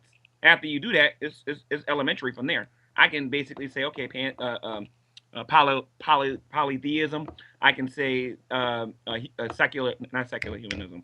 I can say paganism. I can say a whole bunch of different isms out there that involve a god to prove to you that you're not really an atheist. I mean, just saying that you don't believe in the God of the Bible or the God of Islam doesn't make you an atheist. So, G-Man, let's dig deeper. I'm my own in this. god, you know. You're saying that you are your own god. Okay, so let's start from there. This means that you have a definition of what a god is, and that you consider that atheists, they share characteristic with a god. What is your definition of a god? And what is it? Final authority. That's all it means. If you're the person who makes the final conclusion that something, let's say for example, is moral or immoral, that makes you your own final judge. So you're stating basically that you're the one making the final decisions in your life. You're stating that any decision-making system is a god. Yes, that's what he's stating. No, I'm not saying that a decision-making system is that. I'm saying that the individual who doesn't have something that they're appealing to, if you are yourself a final authority or a final judge, you are therefore your own god. A little god. I mean, you're not the god of the Bible, but you're a little huge. So suppose I play chess against a computer player. The computer player can decide to make moves. He has a decision-making system implemented in its software, which is executed by a CPU. Is the computer playing chess a god? Because he makes its own decisions and decides what he will do in actions. Is the computer worship? Well, the atheist is not worshipping itself. Oh, do you know what the definition of worship is? Well, go ahead and tell me. We're getting a definition, I'm not sure. It means exalting What's the definition, yourself. JF? I'm sorry, exalting something or paying tribute to something. Have you ever the atheist is not doing that. As being higher or smarter than someone else before? Nope. Oh, okay. I consider every human being You never won a basketball game before?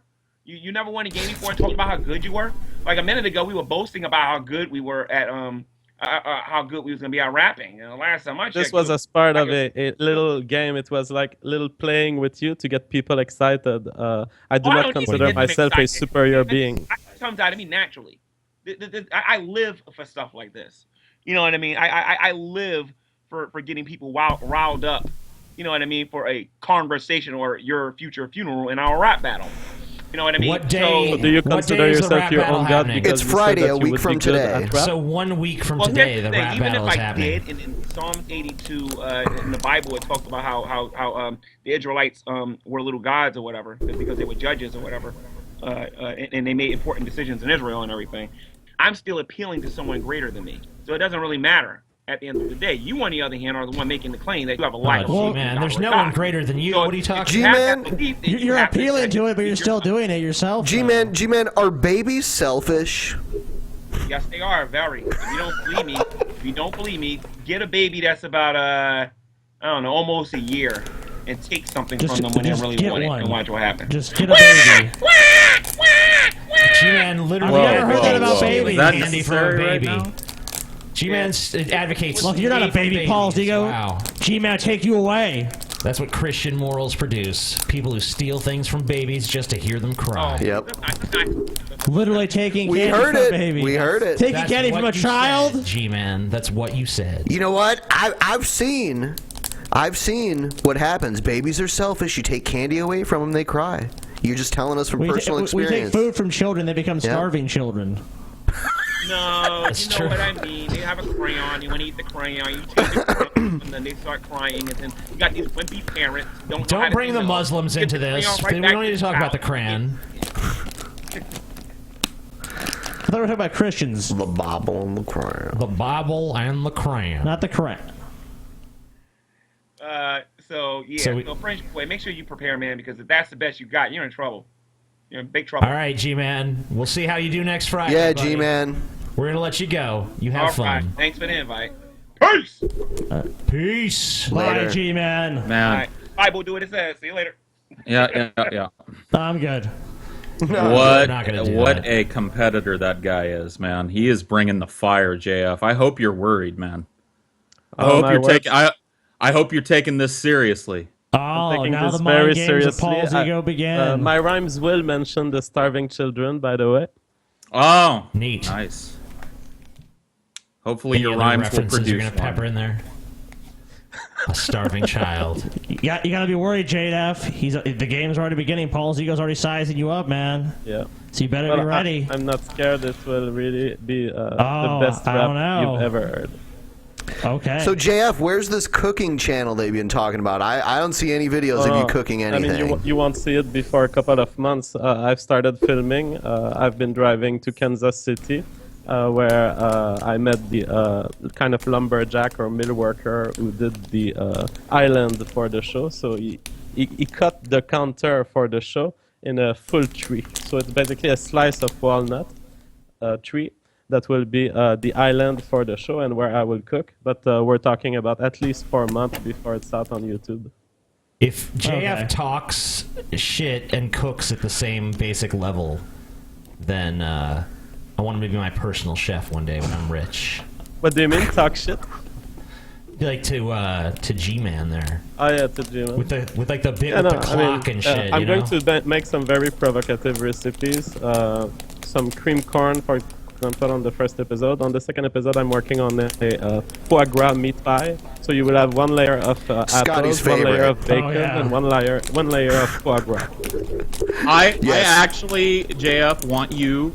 You have a task now from the Drunken Peasants. You have to create an egg dish called salope d'oeuf. La salope des œufs. Yeah. That would be awesome, and it would feature eggs in many different ways, I guess. And it would literally be a egg bitch served on a plate. Yeah, Yep. I think it makes sense. I would and in love fact, we would have you- Scotty eat it. Right? Yeah, exactly. That's what I was saying. I would love for you to get together with the peasants, cook the meal, and then Scotty eat it because he is due. Scotty, you are due to eat that fucking egg. Yeah, you know what? I was trying to. The other night we went out. I'm gonna escape it. I'm not gonna eat the egg. You have to eat the egg. You're a piece of shit. Fuck you guys. You're a real piece of shit. Forced me to eat Scotty. egg. Salope d'oeuf. Yeah, you're gonna have to eat the egg. Damn, Ben, you're crinkling that bottle pretty loud. Sorry. Should all just do that in solidarity, CJ. So do you want to watch? Let's watch a video. Okay. Stop, Scotty. Stop it, Scotty. Stop it. Not me. Stop it. What do we have here? The Flaming Butt Sex Show. What is it, Paul? It feels very trolly tonight. I'm just gonna say. Yeah, man. Okay. Hi. I like cookies. Troll! like Stop! cookies. Stop the presses! Troll. 100%. I can't. It's a troll. Let it continue. I have Oreo. Oreos, and I wanted to show you how to eat Oreos Finally, the tutorial. properly. Listen to her. She obviously knows what she's talking This is about. the tutorial I've been waiting for my whole life. Okay. Motherfuckers, really. Yeah, motherfuckers. Aww. That one's wrong. That's not a good enough Oreo. Broken. You ain't worth nothing no more. Yeah, fuck that one. That one's So broken ones, worth nothing, throw them away. Okay. So there are many different ways to eat an Oreo. But only For right real, one. though. So let's just see. Improper way to eat an Oreo. Wrong. Wrong! Wrong! Don't do it! She is her own god. When it's broken in half like It this, just feels wrong. you don't get any good flavor receptors. Yeah, man. You don't get none of the good flavor receptors when you eat Definitely it that way. Definitely a fucking troll. No question. You got No question. You don't get the flavor receptors good. I don't even think we need to discuss it. No, we don't. No, it's obvious. I think that you guys are judging very fast, but I never really believe in full troll. I always see layers between the troll and the non-troll. Yeah, no one wants that nuanced horse shit, JF. This American show. We look I at want it, to we bring make a call, nuance and to that's the the show. drunken peasants. No, you need to be decisive. You need to be like That's what troll people or not want. a troll. It's not called troll What espousing or your not a Canadian troll bullshit. or somewhere This else in the is troll, fucking not a troll America. gradient, you know? Yeah. Troll It's or not a no troll? fucking gray area. There are There's two a line. choices. There's a line. It's not called You're a troll it's or you're not a troll. it's not called Which are you, JF? Sorry. It's not called troll or possibly not a troll if you think about it correctly. It's troll or not a troll, JF. Fucking I don't piece of subscribe to this shit. dichotomy. Oh man. Don't subscribe to my dick. Alright. Oh fuck. Okay. Here's the video with the little kids. Alright, I want to preface this by telling a story about it. Okay. Go ahead. This is a video. It's kind of like that video of the little feminist girls. It's the same campaign, I think. Okay. Cursing, and this time it's a bunch of little Mexican kids. I guess not necessarily Mexican, but whatever. Latino kids cursing. Latin American kids. At Donald TJ. Trump. Whatever. Who gives a shit? And You're racist, buddy. fuck off. And then the Drudge Report made it like their top story for a while for some reason. Like some stupid video on YouTube. Are you fucking kidding? No, they made it their top story. And of course, I don't know if anyone's familiar with the Drudge Report, but if they ever link to a story, the comment section of that story is invariably filled with like the dumbest fucking comments you ever heard. And yeah, this one, the comment section of the video was it was basically like the these little spicks need to shut the fuck up. Talking to Donald Trump is gonna save America. By the way, New said 49% of Republican voters say that Trump's got the best approach to immigration of all the candidates. Yeah, Trump. So, Jeff, why are you clapping? You told us you were a Trump I'm not supporter. clapping. I think someone else is clapping. No, I said, why aren't you clapping? I want to say that I was very disappointed on the last show because everyone that listens to the Drunken Peasant, when they comment on YouTube, they are very positive about me. But the show where I revealed that I was liking Donald Trump, I received insults on the comment section on the YouTube video. That's because Donald Trump they're is letting me garbage. down just because I said I like Donald Trump. what do you expect? I mean, you might as well just come out and be like, Politics is polarizing. You know, you it's like coming out and being like, I know you guys have always thought I was a reasonable person, but I'm actually a flat earther, so. Yeah, that's what. Of course, people are going to say that. Of course, people are going to say that. You support Donald Trump, he's a moron. But to explain, I mean, I'm not even a Republican. I just like the personality of Donald Trump, and I don't see hope in the other choices. I mean, I don't see Hillary Clinton changing America, bringing it great again, and I see that Donald Trump is excited about this project. So it's not that much that it's the best choice. It's that it's the best choice in the circumstances, in my view. But I'm very pessimist about all the rest. I hope that Donald, I was watching PaulsEgo answer stuff on Ask.fm earlier, and I saw him talking about if it comes down to Hillary Trump, he's got to go with Trump just because it's almost like helping America die, you know? It's just like, let's help America die. We're going to euthanize the entire country. That's very noble. Trump. Paul's very noble. It's like, you know what? America's suffered enough. We've done fucked up enough. Time just to let us die off gracefully. Is Paul still here? I don't even hear him. Paul's dead. Paul!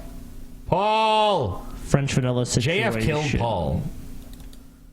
Yeah, let's see what's up with that. He must have just got disconnected. JF done killed Paul. I don't know what the fuck happened. If he's got a situation.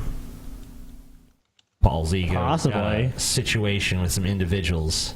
Yep.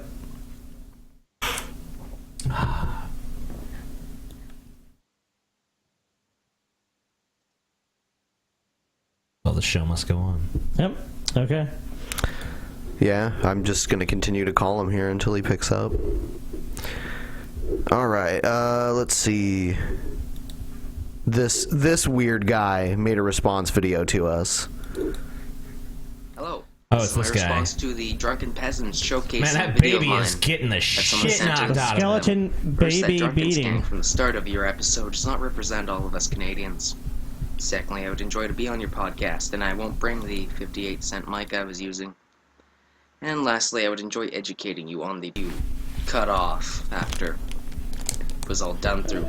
See, I was getting slowly to Sorry for not playing your entire podcast like that. Mediums of entertainment like the news would cause people to be depressed, which would make it so that the depressed individual would see the if that's shirt an adult skeleton, that's a huge fucking baby, you know? It's hard to listen to what he says while a baby is being beaten in the background. Yeah, I know. We made that point to him last time. It's like, concentrating. I'm sorry, but if you put your bland, boring-ass self on the screen, and then also on that same screen... A skeleton beating a baby. It's a skeleton repeatedly with a baseball punching cap. a naked fucking baby in the face over and over again. I got a hunch that people are gonna watch the skeleton punching the baby. Yeah, it's a much more like interesting animation than this guy. This guy's not animated at all. Like the basically the characters that are drawn are more animated than him. kind of escape from the depression caused by the news. When they purchased it, they would make them feel better. And yeah, I'm just gonna cut this a bit short since I know Scotty's probably fuming mad. You just said something. He's got your number, Scotty. Yeah, he knew. I'm not fuming mad. Like you were all like, oh. I wouldn't say I'm fuming mad. I'm saying I'm dying of boredom. Canadian. He's Canadian. Garbage, TJ. Thank you. Ben. Thank you. Is he saying that the news are causing depression? I guess. Yeah, it's a kind of social explanation for individual psychiatric behavior. I don't buy any of these generally. I think I don't think that news induce things in people like that. People extract what they want from news. All right. Here's the kids' Donald Trump thing that we were talking about, and we kind of like digressed and then played something else. Here we go. All right. Hola, Donald Trump! Screaming, get out of my country! Republicans use offensive words. So here's a few of our own. Fuck you, racist fuck! Oh, these evil little kids. These remind me of those stupid feminism ones. It's the same people putting them out. Is it? Yeah. I think so. We're Latino kids born in the USA. And we've got something to say. I'm Rosa. It's the Anchor Baby My Squad. friends call me Rick, but you keep calling me Anchor Baby? Yeah, you are. Racist dick? When you say Mexican... I don't know if the term anchor baby is necessarily inherently racist. I mean, it's like that's what you're doing. You're setting like an anchor basically, because once they're here, I mean, it's a pretty apt analogy actually. Because like once your kid's born in this country, no one wants to deport you. They might actually be against the law. You can't deport the kid for sure, because they're a U.S. citizen just by virtue of having been born. Yeah, there's birthright citizenship in the U.S. Right. So, yeah, I mean, it kind of makes sense. This ad is very alarming to me in many ways. First, it's children exploitation. These children have not come up with this text. this text was given to them for How sure. do you know? These might be some fucking really bright kids, JF. You don't I mean, fucking bright know that. kids, and then the bright kids who say racist fuck. You have to teach a kid to say racist fuck if you want him to say it, especially at this age. So I first, said racist fuck. Those are my first words, JF. I don't think they did the initiative of starting this ad anyway. So first, it's exploitation of children. Second, it's inducing them to say foul language. And third... who gives a fuck about that, honestly? Like, why do you really care? Why? Oh, I do. I mean, I find this extremely alarming. This ad shows how some people in the left are ready to go beyond what I consider to be the limits of what you can do and what you should do with kids and with the public discourse. I mean, this is dishonest. This ad is being dishonest. When I was a kid, we cursed. I mean, I remember cursing with fucking other kids in like kindergarten and shit. You know, I'm not saying I'm not saying that cursing is bad. It's terrible for any kid to learn the words descriptively, but to have them say it for you. To push an ideology on the public space. These kids, when they are 18 years old and they are in the age to consent and to have their own political ideas, some of them might disagree with themselves. Now, I understand the idea of like they can't, using them to espouse political ideas is weird, but at the same time, I don't really care about them cursing. I mean, I just don't see it as a big deal. Oh, you're right. But couldn't you make just go on slippery slope with this a little bit? Couldn't you make the argument then that, if someone makes a movie that has a political message and there's child actors in that movie, that could be exploiting children to promote your ideology or something like that? Well, it could be, and that's why children being employed by Hollywood has to be done very respectfully, and it has to be done in a way that does not affect the children in a bad way, or that does not take benefit of the fact that they cannot consent and that their parent will say things instead of them. So here you have children who are not actors. They are saying ideas on the public space. They might disagree with these ideas when they form their own political beliefs, and so you're stepping over their right to not consent to having the ideas expressed, and you're putting them on the public space to pass your message. That's totally unacceptable. If the kids were hired as actor in a fiction, that's fine. If the kids consent and their parents think that it is good for them. I agree. Oops. Let's take a look at some more of this. Immigrants are rapists, murderers, drug dealers. You know drug dealers. Racist codes for words like wetbags and be nurse. And I saw all of those words in the comments section of this video, by the way. You have attacked people for speaking Mexican in this nation. It's Spanish, idiota. Maybe a little less hairspray and more education. Millions of working Latinos would be deported. If you get your loco way, pendejo, if you're in the White House. Honestly, though, to play devil's advocate again, don't you think that these Latino kids probably, like 99% chance, would hold these views about someone like Donald Trump, considering the fucking shit he said? It seems like I can't think of many Latinos who are pleased with Donald Trump.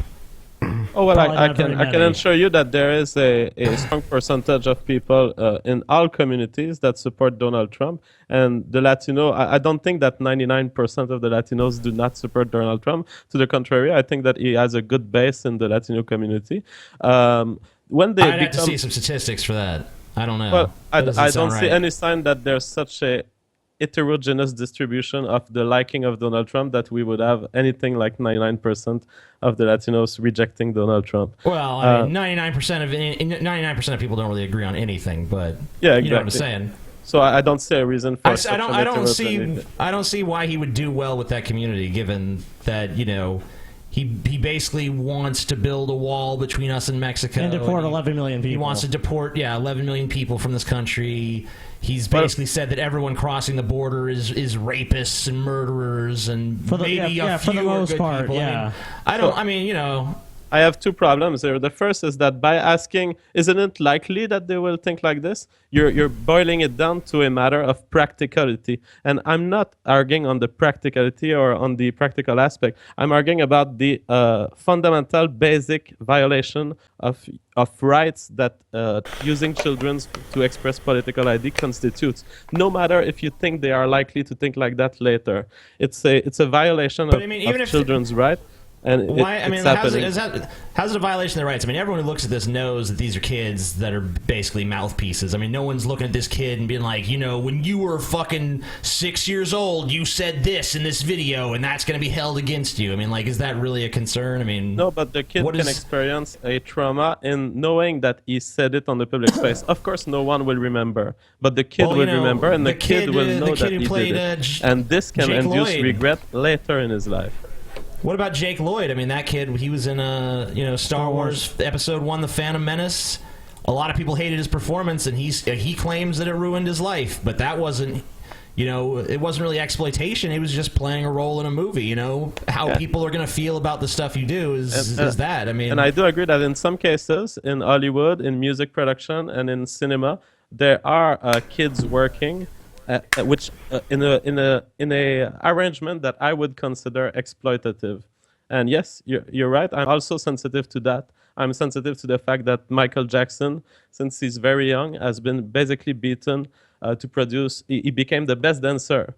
So you could say it's amazing, but he's been suffering a lot to get there because he was forced or beaten to perform. Yeah, by his own father. Yeah, by his own father. So yes, these very well-known cases, they are exploitation too. But the fact that there are cases like this does not excuse these smaller cases here. But an issue you have with that is a lot of times the exploiters are their own parents. I mean, you're just gonna, parents have a lot of influence on children, and necessarily you can't necessarily remove that influence because society doesn't really view that for the most part as good to remove parents from that equation. Yes, unfortunately, the reality is that since parents have so much rights over their kid and their right to consent, there will always be cases of abuse like this. But we can speak about it on the public space and fight against it. Yeah, I don't know if I would go so far as to say abuse because I mean I don't really see what the negative repercussions for these kids are because they participated in this campaign. I mean, I agree it's exploitation on some level, but I don't really think it's necessarily harmful to these kids that they just appeared in this advertisement. I mean, what's going to happen to them? It's harmful in the sense that it exposes them to a risk. The risk of, there are many risks, but what I'm thinking about, for example, right now, is the risk of regret of having expressed political opinions that they did not have, that they could not have. At this stage, you cannot have the desire of calling someone a racist fuck and wanting the whole nation to hear you. It has to come from the parents and from the organizers of this ad campaign. And so maybe abuse is a very strong word here, but it's a form of mild abuse, exposing a child to a risk. I don't know. There's plenty of people who expose children to various forms of risk. Is Paul back? I don't know. I am. I'm still a little weird and choppy, but I am here. You sound all right on our end. Okay, good.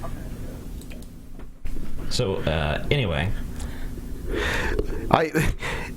Behind everything, because our main view screen that everyone sees behind us on the main video feed, behind the layers of stuff, we have a live feed of what's going on in Paris right now. Some pretty intense stuff going on there. Yep. What do you guys think the answer is? Because I had an Ask FM person ask me what I thought that Europe needed to do about the encroachment of radical Islam, and I didn't really have an answer to it. Do you guys have any ideas what kind of things they might enact? I mean, the first thing I can think of, this is probably just a very small first step, and I don't even know if it can be accomplished in and of itself, is just, it needs to be at the point where it's not taboo to have a conversation about Islamic theology. it's not taboo to criticize tenets of Islam, and it's not instantly equated as hating Muslims or having some sort of bigoted response to individual Muslims, or that thinking all individual Muslims are involved in this or something like that. That seems to be the narrative every time, though. Has the blowback gotten that bad? Because it seems like with 9/11, and I'm old as fuck, so 9/11 feels like it was yesterday to me, that Muslims were on the receiving end of a lot of the abuse and shit because of for sure what had happened. Well, is that still a problem, or has the shoe now on the other foot? Are we now walking on eggshells when it comes to Muslims? I don't think it's either or. I think it's both. You know. Yeah, in France, for example, the kind of race, I call it racism, the kind of anti-Muslim behavior that you see in the United States, in France, it's very fought against. So in the media, it's very taboo, and there are things that you could hear news anchor in the United States say that you cannot hear in France. So in France, they are walking much more on eggshells, as you said, when talking about race, when talking about religion. The second thing is there are concentrations of Muslim population in France for which there is no equivalent in the US in terms of having really a whole neighborhood of Muslims, a neighborhood where you go to buy meat and there are no options that are not halal. Right. So the situation in France is much different than it is in the US and everywhere else. We have halal markets in the area that we live around here. Yeah, what I'm saying is you can think of a neighborhood in France where you do not have anything else than halal market. Imagine a neighborhood where you have to drive 2 kilometers to get meat that is not halal. Yeah. Well, I was kind of recently, a couple of years ago, in San Francisco here in California, and I had a conference that I was attending downtown over multiple days. And the area that this conference was in, I could not find food that was not halal. So it is a thing here too. But I really do think I do think that there's this kind of clash of cultures that's happening. You've got this liberal Western establishment culture here, you know, the European culture that we all know. And then you've got this fundamentalist Islam culture that is moving in large part due to massive immigration from North Africa and down. Something's going to have to be done, right? If Europe wants to preserve its way of life, something's going to have to be done to counteract the giant surging population of Muslims. No? Yeah, I mean, I was thinking about this just before you guys called me, and I was pretty much pessimist. I do not know that we can do something and that we can change the situation of religion in Europe and the way it evolves. I think it will evolve on itself. You can think terrorism, you can think of many ways to approach it. One way is to say, well, it's not that much people who die from terrorism compared to a lot of the other problems. And so you can say, well, terrorism may not be such a big problem. You can basically ignore the problem and say, you can also look at the individuals who commit this. So are these people psychiatrically unstable? Are they the equivalent of the shooters we see in America who are not religious? Is it the same thing that's happening in the brain, or is it different? These questions need to be answered, and they would lead to different solutions. If it's a psychiatric problem, but it's once the person, let's say, for example, the person is schizophrenic, but if you're a schizophrenic and you end up in a extremist group, that's where you start taking actions that are killing many people. So then I think we can safely say, JF, and I'm sorry to cut you off, I think we can safely say that mental health problems are often exacerbated by religion. And I think when it comes to people that are in this super fundamentalist mindset, I think the two things are almost indistinguishable. I'm not saying that religion necessarily causes the psychological problem, but it certainly exacerbates it. It certainly seems to kick open the door in a lot of people, no? Well, yeah, I mean, my way of seeing it is not necessarily that it exacerbates it, but that it offers actions to the individual who is mentally unstable. It offers a different set of actions.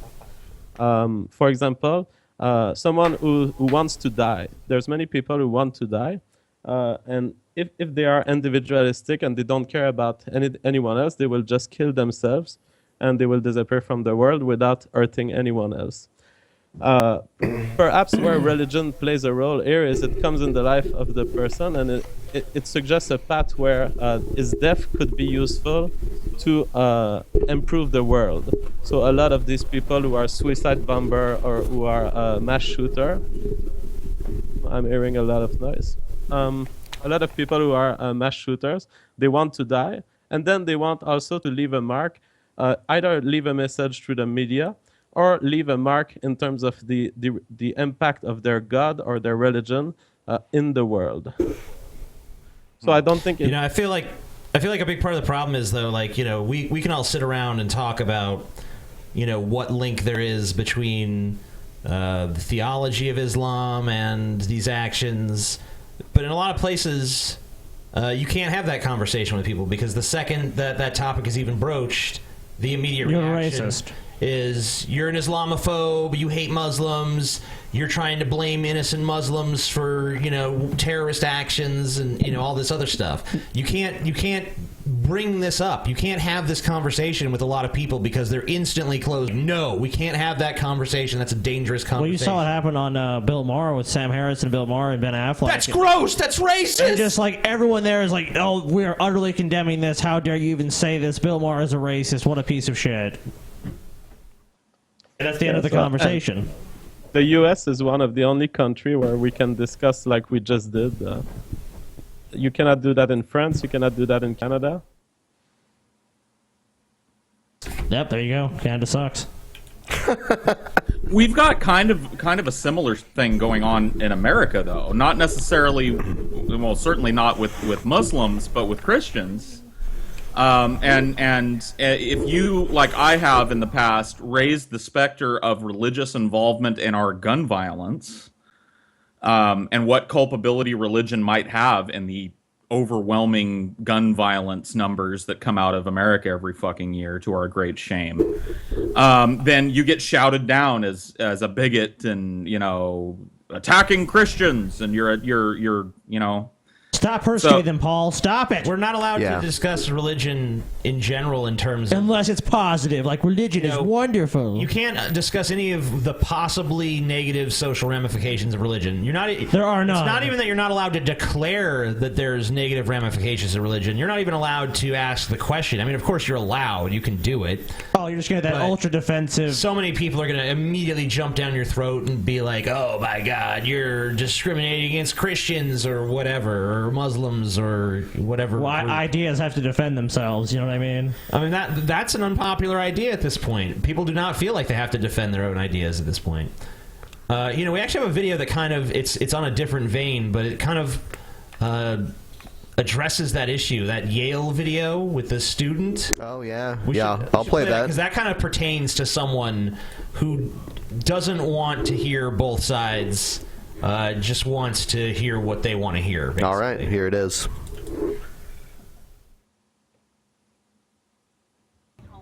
I give tours every day, not every week, and have to stand here in the courtyard and say, this is my home, I live up there, my master's there, my dean, I love my college. And I can't say that anymore because it's not a home. It is no longer a safe space for me. And I find that incredibly depressing. Yeah, she's in danger there. Who don't know any better, who don't know that this was once a space where I was proud to be a part of because of the loving community. Because I feel that in your role as master and associate master, after sending that email and after not having an appropriate response, that an appropriate response opinion has been dismissed. That you guys have not said, I hear you. I hear that you are hurting, and I am You don't automatically agree with me. Oh my God, this incessant... What is she complaining about? This incessant need to be coddled by this generation of young people. Hey, Paul, she used to be proud to be there, but now it's no longer a safe space, Paul. It's not safe She's anymore. in danger. She's dodging bullets on the campus. I'm attending. You know, there's alligator pits and all kinds of shit there. Go ahead. I'm attending a community college in a relatively, not relatively, a totally conservative area of California. Conservative dominated in politics and media. Everything is conservative where I'm from. And this tiny little community college that I'm going to get my AA degree, there are billboards, literal giant billboards posted all over the campus announcing that the campus is an LGBTQ safe space. And I couldn't believe it when I first saw these things go up, and they stayed fucking up. And it's like, isn't a college campus supposed to be a safe space for everyone? Like, why do we have to announce that that this is a safe space for people of alternative sexuality? What does it even mean, safe space? Like, she's not in danger. When she talks about a safe space, she's basically talking about being safe from opinions she doesn't like. So what is she complaining about? Is it LGBT stuff? No. It's something to do with Halloween costumes, no? I'm not sure. I think so, yeah. I think it was that this associate dean sent a message about, like, how can we just be a little more tolerant this Halloween, because there were apparently a lot of complaints about culturally insensitive costumes or something. And he was like, look, it's Halloween, people are going to dress up, can we just all get along? And that sparked this. Yeah, he's a monster. He's evil. He's a piece of shit. He's going straight to hell. We had the same thing at And that is Duke. what I want to hear. I don't want to hear any more defensive terms, because it's not fair to have. Just talk louder and look at I'm her. doing my best, everyone. I'm doing my best. I'm doing my best, okay? So I'm trying to address her directly and as a human being face to face. And I don't want to turn my back to her, and I don't want to yell at her on this car if I raise my voice so you can hear me. So Thank you. Please stop misjudging anything I do, okay? I love what this guy says. I love this guy. This guy is being stuck in a situation where they make his job impossible. He wants to respect, he wants to listen, and he's not being given a chance by the people in his back. Well, and there's because no way to satisfy them. Because what is being asked of him is a total impossibility. There is no way to live your life in a free and open society and not offend somebody's sensibilities at some point. It just happens. Unless you're like Brett Keane and you never leave your fucking bed and you have, your wife pour mac and cheese down your gullet every night and you just never get out, you're gonna You're gonna step on somebody's fucking toes. You're gonna hurt somebody's little feelers. You're gonna trigger people. Well, you've offended me, Paul. We're all offended here. All right. Okay. A little bit. I'm talking to her now, right? So as I was telling you, I'll speak up a little, so I won't yell at her. Is that fair? That's fair. All right. Okay. All right. What I wanted to tell you is that you have spent time with me. You've been in class with me. You've had all those experiences that you described. And what's amazing to me is, despite all of that, you weren't able to form an opinion of me as a human being and what my beliefs are, and to see the extent to which they're in agreement with your beliefs.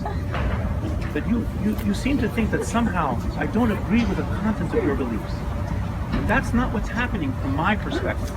From my perspective. I don't see you. Can I say something? Can I just interject really quickly? The moral of Michaela's comment just now, the moral of the story is that she wants to apologize. All right, just prepare yourselves. All right, this gets really bad right here. She wants what this an girl has to apology. say. No. What this girl has to say. This girl is not even the girl he's talking to. This is someone else interjecting their own fucking bullshit. And what she's going to say is the most hideous thing you'll probably ever hear in all of your days. Wow. Yet you respond now. That's my question. I'm just saying, can I finish? Are you going to address the heart of her comment? That's all I want. Are you going to give an apology? Are you going to say that you're hearing us? Are you going to then go to the lengths that she wants you to go to, which to me don't seem very far, but still seem, we're not making a judgment on masochistic is inherently good. Like, we just want an acknowledgement of hurt, and we have yet to get that, which Michaela just said in the So my question is, are you going to... They're snapping their fingers. They don't clap, they snap. Because clapping is, it's actually, they honestly believe that clapping is triggering, so Yeah, it's well, courtesy somebody to snap there. somebody could think it was a a gunshot or something. So you definitely don't want to trigger victims of gun violence by clapping your hands. I thought it was a snake, so I was personally triggered. So they could just be silent. That'd Hold be on, fine. she's gonna say the worst thing. Or not, because then I could just leave if you're not going to say that. I've heard from, I was at the discussion, I'm going to be there on Sunday, and I'm going to listen, but like, what I'm listening for, I've not yet heard. So I'm just asking, are you going to provide that, or are you not going to provide that? I have to think about it. You hear that? She's basically trying to control his response. Like, I'm not hearing what I'm listening for, so... You know, are we going to hear that or what? Yeah, this is the incorrect response. Are you going to say what we want you to say, or are you going to keep trying to talk your own thoughts and feelings and shit? Because we don't have time for that nonsense. This privileged white old piece of shit. I mean, this is the rank fucking psychological manipulation that people attempt when they have nothing to say. That's what this is. When somebody has no ideas of their own to put forward, then they attempt to manipulate the other party into giving them something, into conceding some point, like offering up an apology for something that he doesn't feel sorry for, clearly. Exactly. That's the technique used by professional victims like this. They want you to recognize something, but by making you recognize it, of course, they want to accuse you of it. And so what they're trying to do is have a sentence coming from his mouth, taking responsibility for something that he didn't do, and there's nothing wrong with what he did. If he just sent an email saying that people can dress the way they want during Halloween. He's a monster, JF. You need to realize that. Why would you support? He's clearly in denial, TJ. Yeah, he's in denial. But I want to say props to the guy. He's so respectful and so classy in this. Yeah, I'd be fucking hurling those motherfuckers left and right. You'd be smashing them. Yes, but the thing is, I ask you to apologize right now for delaying me from all my other obligations to other students. I'm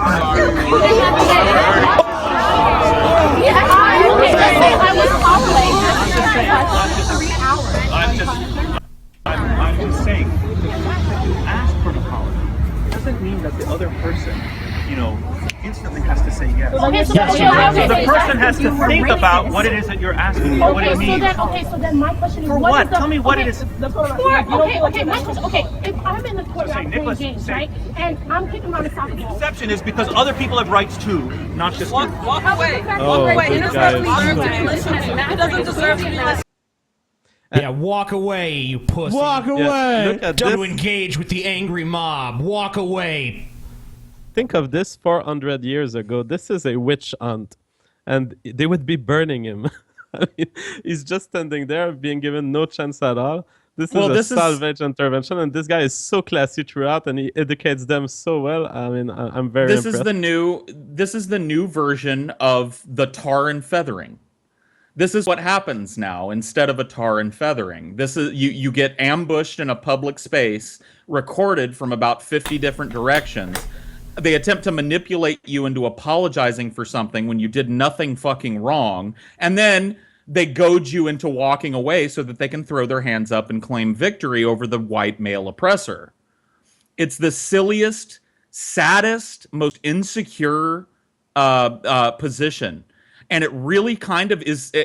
In a real way, it breaks my heart that this is the young people that are going to be taking the reins of this country. I was saying the other day that, like, the ACLU is fucked because the Republicans already hate them, and if this is, like, the new crop of liberal-minded people, or what's going to pass for liberal-minded in the future, then the ACLU is fucked because these people just detest freedom of speech. I mean, being a liberal used to mean freedom of speech. Like, we used to that used to be something that was a core value of liberalism. The ability for people to speak their mind in a public setting and be heard, and these people seem dedicated to the exact opposite. They seem dedicated to silencing people who don't play the game that they've made up in their mind, the oppression game that they're playing. The girl with dreadlocks in the video here, she's not quite as oppressed as the girl that's wearing a hijab. She's definitely front and center here. because she's a woman of color and a woman of religion. Yeah, but that one with the dreadlocks might be a lesbian too. So that is true. I didn't take into, and in fact, that might not even be a woman. True. Now we're going with who is the greater social justice warrior? Like, how much of a victim are you? It's about establishing where they stand on the hierarchy of oppression. And the more oppressed you are, the more privileges you have. And the more oppressive you are, the least rights and privileges you have. It's an interesting system they've cooked up. There's an unsafe space here for all. Be quiet. For all humans. Oh wow! Be quiet. Be quiet. See, at that point, this is where I walk the fuck away. Expel that bitch. This is where Expel her. Yeah, this is where I walk the fucking the fuck away from the conversation. I'm not gonna stand there and have somebody tell me to be quiet like I'm a fucking yappy little dog or something. Fuck these people. I would call her. I like that it stays there. I like that in front of violence and in front of such unfair opposition, you just stay there and you show that they are going to victimize you. And the fact that it stays there is what allows this video to be available for us. So I love that it stayed. Yeah, I wouldn't have stayed. I probably would have ended up punching someone and then just getting killed by an angry mob of SJWs. Understand that? As your position as master, it is your job to create a place of comfort and home for the students' Silliman. No, it's not. It's actually not his job. You have not done that. By sending out that email, that goes against your position as master. Do you understand that? Then no, I don't agree with that. Then why the fuck did you accept the position? Because who the fuck hired you? I have a different You vision should than you. step down. If that is what you think about being a master, you should step down. It is not about creating an intellectual space. It is not. Do you understand that? That's what you're doing it's by about creating shouting. a home here. You are not doing It's that. not You're supposed to be an advocate. It's not your fucking home. It's a place of learning. It's where you come together and exchange ideas with people and hopefully broaden your mind and your horizons. I don't think that's going to happen, Paul. I don't think it's going to happen. Isn't that what school is supposed to be? A place where you not come, to them. where you come No, to have it's a place where you come to relish the comfort of home. My intellectual art started bleeding when she said, "It's not your job to create a place of intellectual discussion."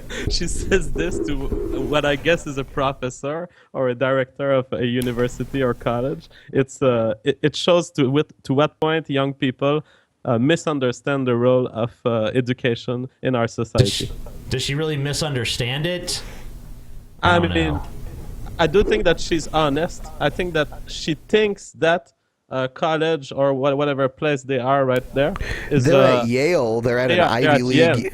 Yeah. So I think she thinks that this is a place where people live. I think she feels like universities in America are like the Harry Potter school.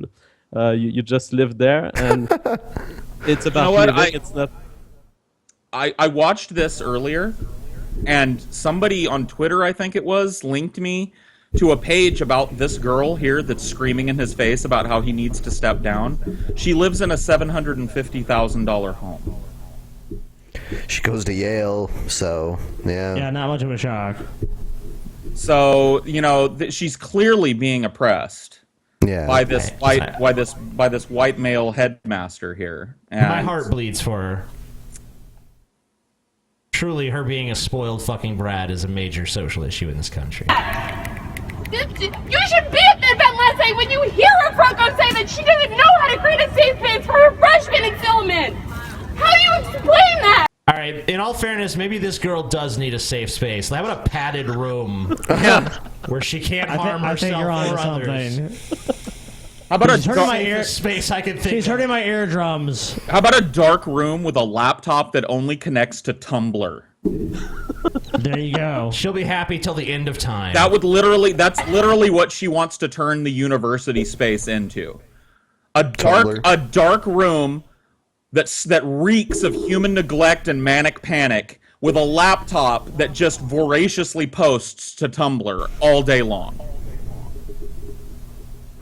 These freshmen come here, they think this is what Yale is? Do you hear that? They're gonna leave, they're gonna transfer. transfer because you are a poor student community. Oh my God, Yale would really be missing out if these whiny fucks transferred to another school. They're not going to transfer anyway. That's so stupid. What a Greek tragedy. I'm going to transfer to Harvard. I don't believe this. Okay, go ahead. Ugh. What a Greek fucking tragedy it would be to lose these. Yeah, what a non-issue. These fucking idiots, these waterheads. Brett Keane's offspring unleashed upon the world. You should not sleep at night. We're out. We out. You're disgusting. You should not sleep at night. Wow. Yeah, she's talking about safe spaces, and she's basically saying, like, I wish nothing but misery on you. Yeah. So, you know, it's like, oh yeah, you're such a compassionate human being. It's like anyone that's opposed to you, just wish them like the worst possible life, and like you shouldn't have this job. You should be fucking fired. You're a piece of shit. How do you even sleep at night? Like he should be riddled with guilt because he sent this fucking email. What the fuck do you do? I mean, like we've established we've got this creeping ideology problem in both Europe and America. We got SJWs doing it here. We've got radical Muslims doing it in Europe. What the fuck do we do? What's the answer? Other than what we're doing right now, being critical of them in an open way and making that available for other people to spark a conversation. Let's just keep doing that as long as we're allowed to do it. Yeah, keep the discourse around liberty and around freedom. This is a discourse that is progressively diminishing in its strength in America. I personally find, I don't know, it may be a personal impression, but I find that precisely this type of group is threatening freedom, and that we need to counterattack with discourse on freedom, like Stefan Molyneux does, like Drunken Peasants do sometimes, The Amazing Atheist. I mean, this is the right way to do it. Just keep talking about freedom and keep talking about those violations of freedom. Stefan Molyneux sucks, though.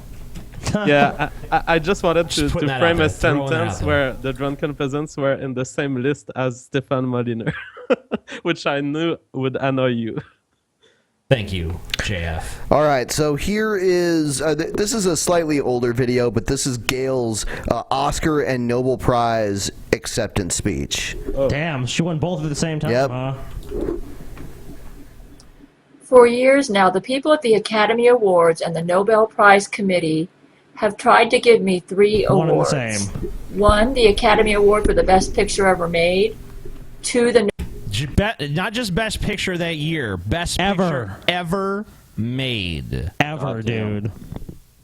Nobel Prize in Medicine for the most significant contributions made in medicine in a century. Wow. And 3, the Nobel Prize in Literature for the most significant contributions made in literature in the past century. Well, Move over, Perhaps. Move over, Louis Pasteur. Move over, Jonas Salk. Gail is here, dude. The most significant medical advances in a century. Yeah, and literary advances, and the greatest motion picture of all time. Truly, Gail Gail has been blessed to us. I mean, she's a one-woman blessing. renaissance. Thank you, Jesus, for Gail. She's a wonder. Because my contributions are so Too bad her YouTube videos suck so bad. That's the one thing she couldn't master. significant. They've been unable to give me my prizes. You see, because of my contributions, I've held back the richest and most powerful organization in the world, the Jesuit Order of the Roman Catholic Church.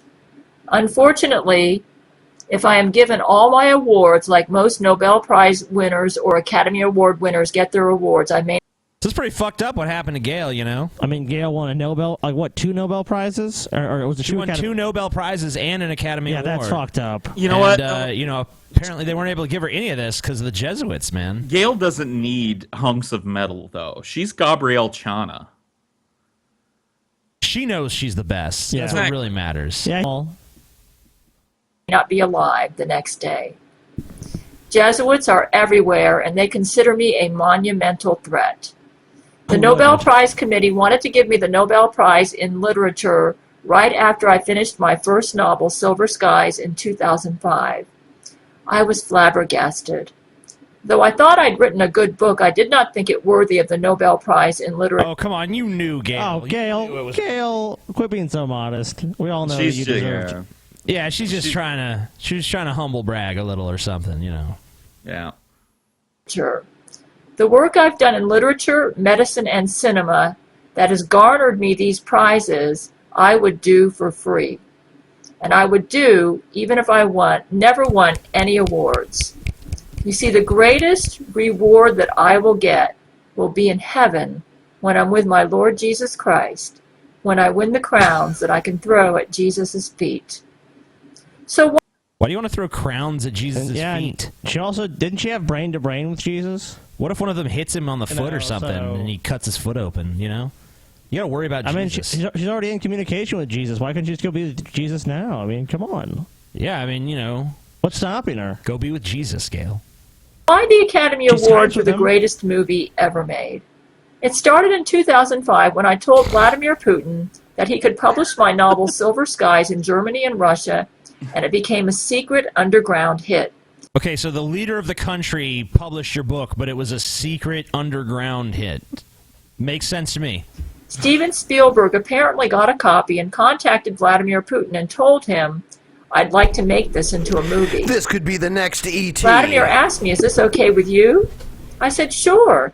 I think Steven Spielberg would do a great job, and I'm honored that he wants to make this into a film. That same year, I had never heard of Matthew McConaughey, but I saw him for the first time on the cover of People magazine as Sexiest Man Alive. I told Vladimir, that guy looks like he'd be perfect to play the lead from my novel Silver Skies. Yeah, wow, the sexiest man alive just happens to be a perfect spitting image of what you envision the lead to your book. that is a strange coincidence. Basically playing the character of Brent Spiner. Of course. Yeah. I love that Vladimir Putin is taking time of his life to deal with Gail and with Steven Spielberg and to make underground book hits.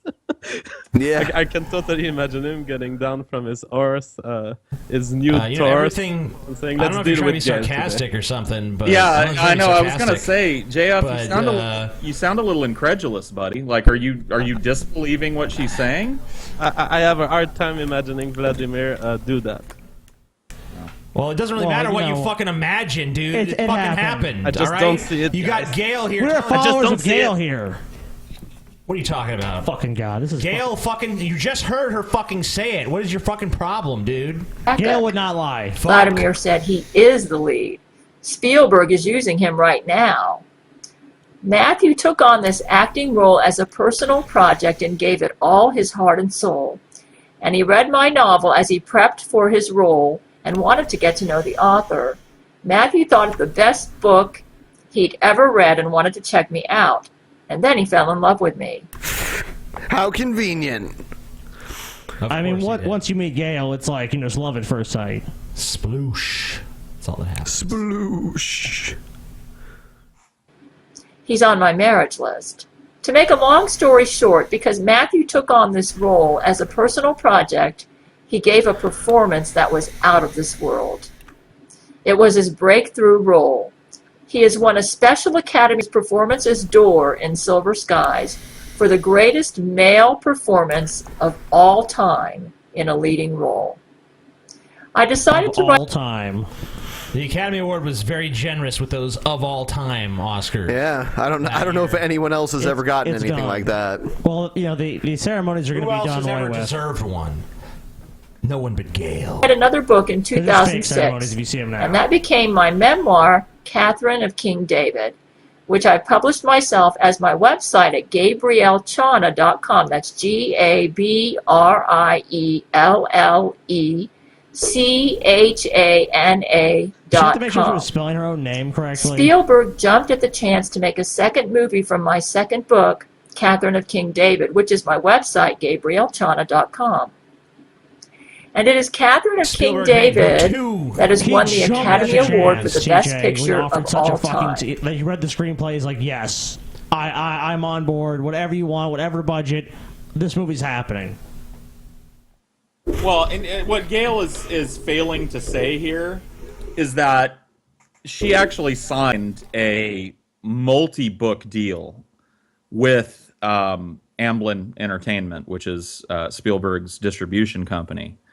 So everything that she writes from here on out will be made into another chapter in the greatest series of films ever made. Wow, I've seen them all. That's I love them wonderful. all. I feel like she is the most visionary voice of our generation, and these are the greatest films of all time. You know, of all time, not our generation, of all time. Yeah, you know, there's never gonna be another Gail. After Gail dies, humanity might as well just commit suicide. Somebody like Gail never dies, though. Not really. She may move to a higher plane of existence, but what she's created here on Earth, her contributions to society, medicine, philosophy, psychology, movies, music, books, literature. I mean, she's immortal already, you know. Yeah, and you know, it's almost depressing in a way because you know that you'll never even be able to live up to a fraction of her greatness. Thousands of years from now, people are going to be worshiping Gail. They should be worshiping her now. They really should be, but you know, sometimes greatness is not recognized within the individual's lifetime. Well, I mean, obviously, the Academy has recognized her, and the Nobel Committee has recognized her. But the Jesuits have suppressed that, TJ. Yeah, and it's really sick with the Jesuits. That's what I mean. I mean, she's not being recognized because of How the can Jesuits. the Jesuits deprive us of this national treasure? International treasure, really. Universal treasure. The greatest gem of humankind. I think it's time to move on. I don't know why you'd want to move on from Gail. I mean, I guess maybe too much greatness for Ben. Ben's tired of his dick being so hard from looking at Gail. How far into it are we? Let's see. It's like we'll do a few stupid ads and then we'll do story time with Paul. All right. Okie dokie. Time for Stupid commercials.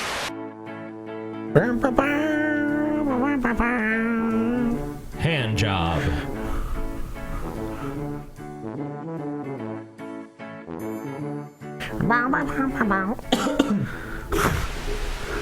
All products you can use and love. Yep.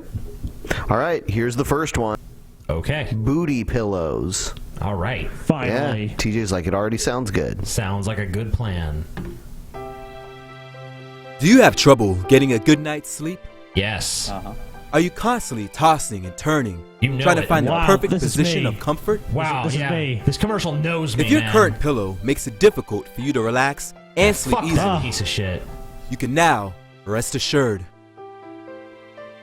The Booty Pillow is the product you've been waiting for.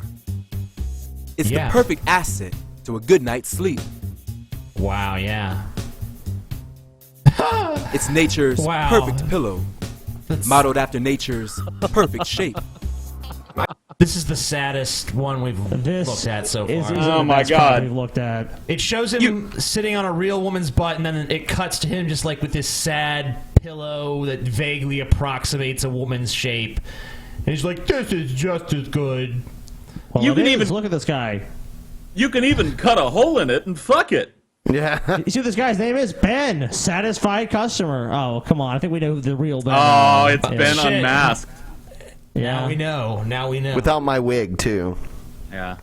My girl is always on the road for business, so I don't get to cuddle with her the way I like to. Thanks to Booty Pillow, I feel like she's still here. It's all right, baby. Wow. When you're gone, I replace you with a pillow. Wow. Well, don't hate My on Ben's back was preferences. always hurting me, and I couldn't do anything because my boyfriend would want to lay on me. Thanks to the Booty Satisfied Pillow, girlfriend. My back doesn't hurt anymore, and I can go as I please. No, your boyfriend just bought something called the booty pillow. There's no way you're satisfied. Sorry. The Booty Pillow is made to provide maximum comfort. Okay, no one's ever taking that in public. No. That guy Wherever did. you use it. Use it at the office to ease back pain.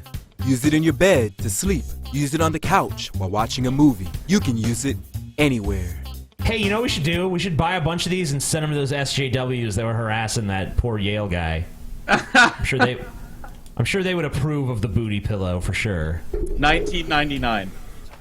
Are we guessing? Okay. $29. I hope this ad shows it, but $29.99. $24.99. $14.95. $24.99. You It's say not 26? it's not It's not gonna be 26. you fucking moron. $25.99. Oh, fuck you. That's not even a real answer. $25.99. It's a real number. Oh, Jesus. Not 90. Not Get the 100. Booty Pillow for the low price of just $29.99. Oh, Scotty looked. Scotty. I didn't Scotty fucking look. fucking looked. I didn't fucking look. Scotty owns one of these. Yeah, Scotty's got a collection of these in his closet. So what? I fucking still got it right, bitch. I like how they wear thongs, you know? Yeah. That's pretty much the only way they can even make it, like, vaguely resemble a woman unless they actually, like, went through the trouble of, like, putting a woman design on it, which would just look kind of creepy. Not that they don't look creepy already. They already look creepy, and this is just weird and stupid and a total waste of money. How many people around America actually own one of these, and who that we've ever featured on the show would be most likely to own one of these? Brett Keane. You think Brett Keane? Yeah. That's just. I'm going to go with TJ. Yeah. You're obsessed with asses, TJ, so. Oh, you said, no, I'm your answer. Yeah, TJ. Oh, okay. Gotcha. All right, so let's move on. What is this? Pet bot? What? Oh, there's more. Hold on, yeah, we'll move on. Oh, the booty pillow. Well, there's a cute dog in this one. Yeah. Yeah. All right. Introducing Pet Bot. What does it do? It's like Hal for your dog. Oh, it's a webcam. Cool. So it can call to your dog while you're gone and like give it treats and shit. Matt's gonna work until your I dog's love like, it. there's fucking treats in there, and that thing gets ripped apart. Yeah, then the dog That's just great. tears it apart. Tears it right the fuck apart. So what do we think this little nugget of sadness is going to cost you? Oh, I don't know, $60. That's way man, I too don't know. high. I'm going $49.99 here.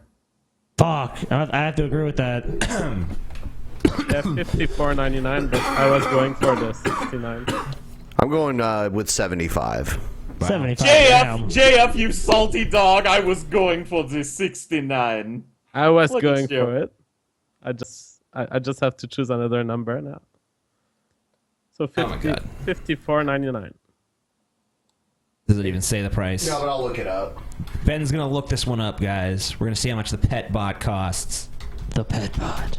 You need the Pet Bot. Oh, it's an Indiegogo campaign.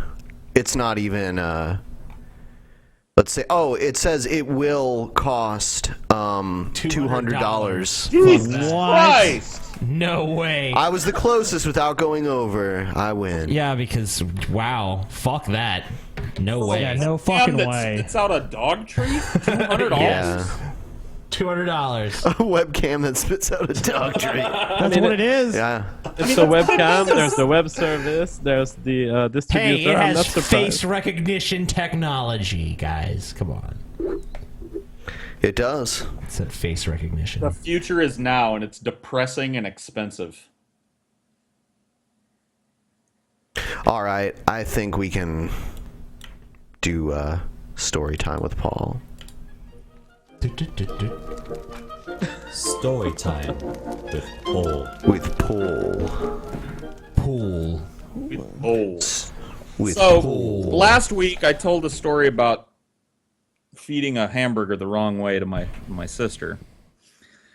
And I gave you guys the option of choosing a story where I win and choosing a story where I most definitely lose. And a bunch of people asked me on Twitter and my Ask FM to tell the story where I lose that I was thinking of. So I figured, why not just tell that one tonight?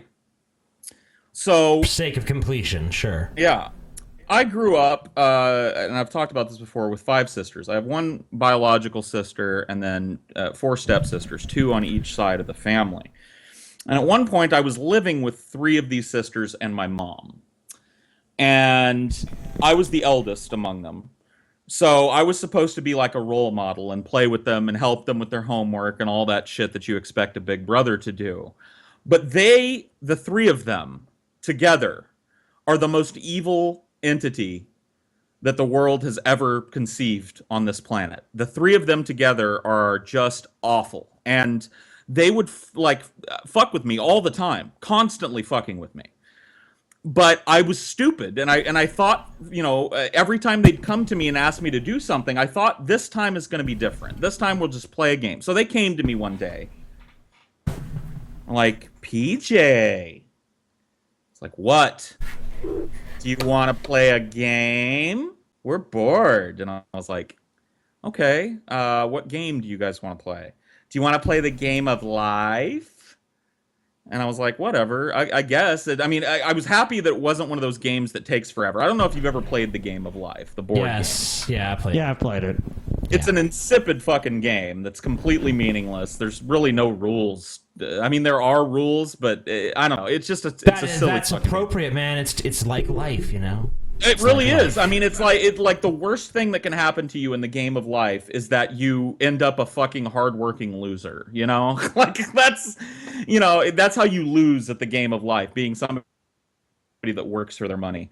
You win the game of life, of course, by being somebody that does absolutely nothing for a living and rakes in tons of money. Yeah, that's real nice. So I sit down to play the game of life, and we're playing, and things are going just fine. They're being really nice to me, which is a little disconcerting, but I decide to go with it. We're playing the game of life, and I look away for a second to stretch, I'm stretching my neck, and I look away, and out of the corner of my eye, I see my sister, my biological sister, take my piece and move it back. And I stopped her. I said, hey, you just moved my fucking piece. No, I didn't. I didn't move your piece. Yes, you did. I fucking watched you. I have eyeballs. I saw you move the piece. I'm not going to fucking play with you guys if you're just going to cheat. So I moved my piece back, and they were like, whatever, you're the one that's cheating now because you're moving 2 spaces. And I was like, no, you moved me back. Let's just play. So we continued playing. Few moves later, same fucking shit happens. Somebody's close to my piece, and all of a sudden I'm 5 spaces back. So I said, look, at this point, I'm about to fucking walk away. You cheating fucking assholes only bothered me today because you wanted to poke me with a fucking stick. Well, congratulations, you've done it. I'm pissed now. Quit moving my fucking piece. You just need to calm down. You're getting angry over nothing. I'm not getting angry over nothing. You're cheating at the fucking game. I could be in my fucking room listening to the radio right now. So I get more and more heated, and they all are now smiling ear to ear and going, "You're the cheater. You're the cheater." I, of course, being unable to back down in the face of adversity, am going, "I am not the cheater. You are the cheater by virtue of your moving my piece." In the middle of this tirade, and this is something that happened several times in my childhood. You might notice a little parallel with last week's story. In the middle of my tirade, my sister, my biological sister, rears back and bitch slaps me across the face. And the entire room erupts in the sound of girly giggles. Now, it took me a second to process what had happened. She hit me right in the lips, and I backed off, and I was like, she just fucking hit me in the lips, and then the giggling came into focus. And I was instantly filled with the most soul-crushing rage that I've ever felt in my entire life. I've never been more angry than I was at this moment. I looked at them, the 3 of them, and they were probably, aging in range from 13 to 10 or 11 at this point. And I imagined myself picking them up and breaking them in half with my hands and pulling their faces off and then dumping the bodies in a vat of acid and then pouring that into a fucking river so that nobody ever found them. I was literally completely murderous with rage. And I turned and I looked at them, and I'm just all puffed up, that angry man thing that we do, that the shoulders were high and the face was screwed up. And I did the only thing that I had to do. I looked right at my sister who had slapped me, and I said,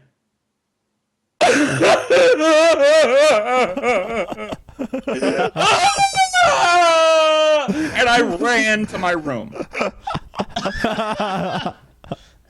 The rage, the ass-puckering rage that had filled me had nowhere to go because I'm just not a violent person. And so when it came, all I could think to do, the only emotional response that I could muster was to literally scream and cry. Now, I was 16 years old when this happened. 16! And I'm standing there getting laughed at by a bunch of preteen girls who had just slapped me in the face and made me weep.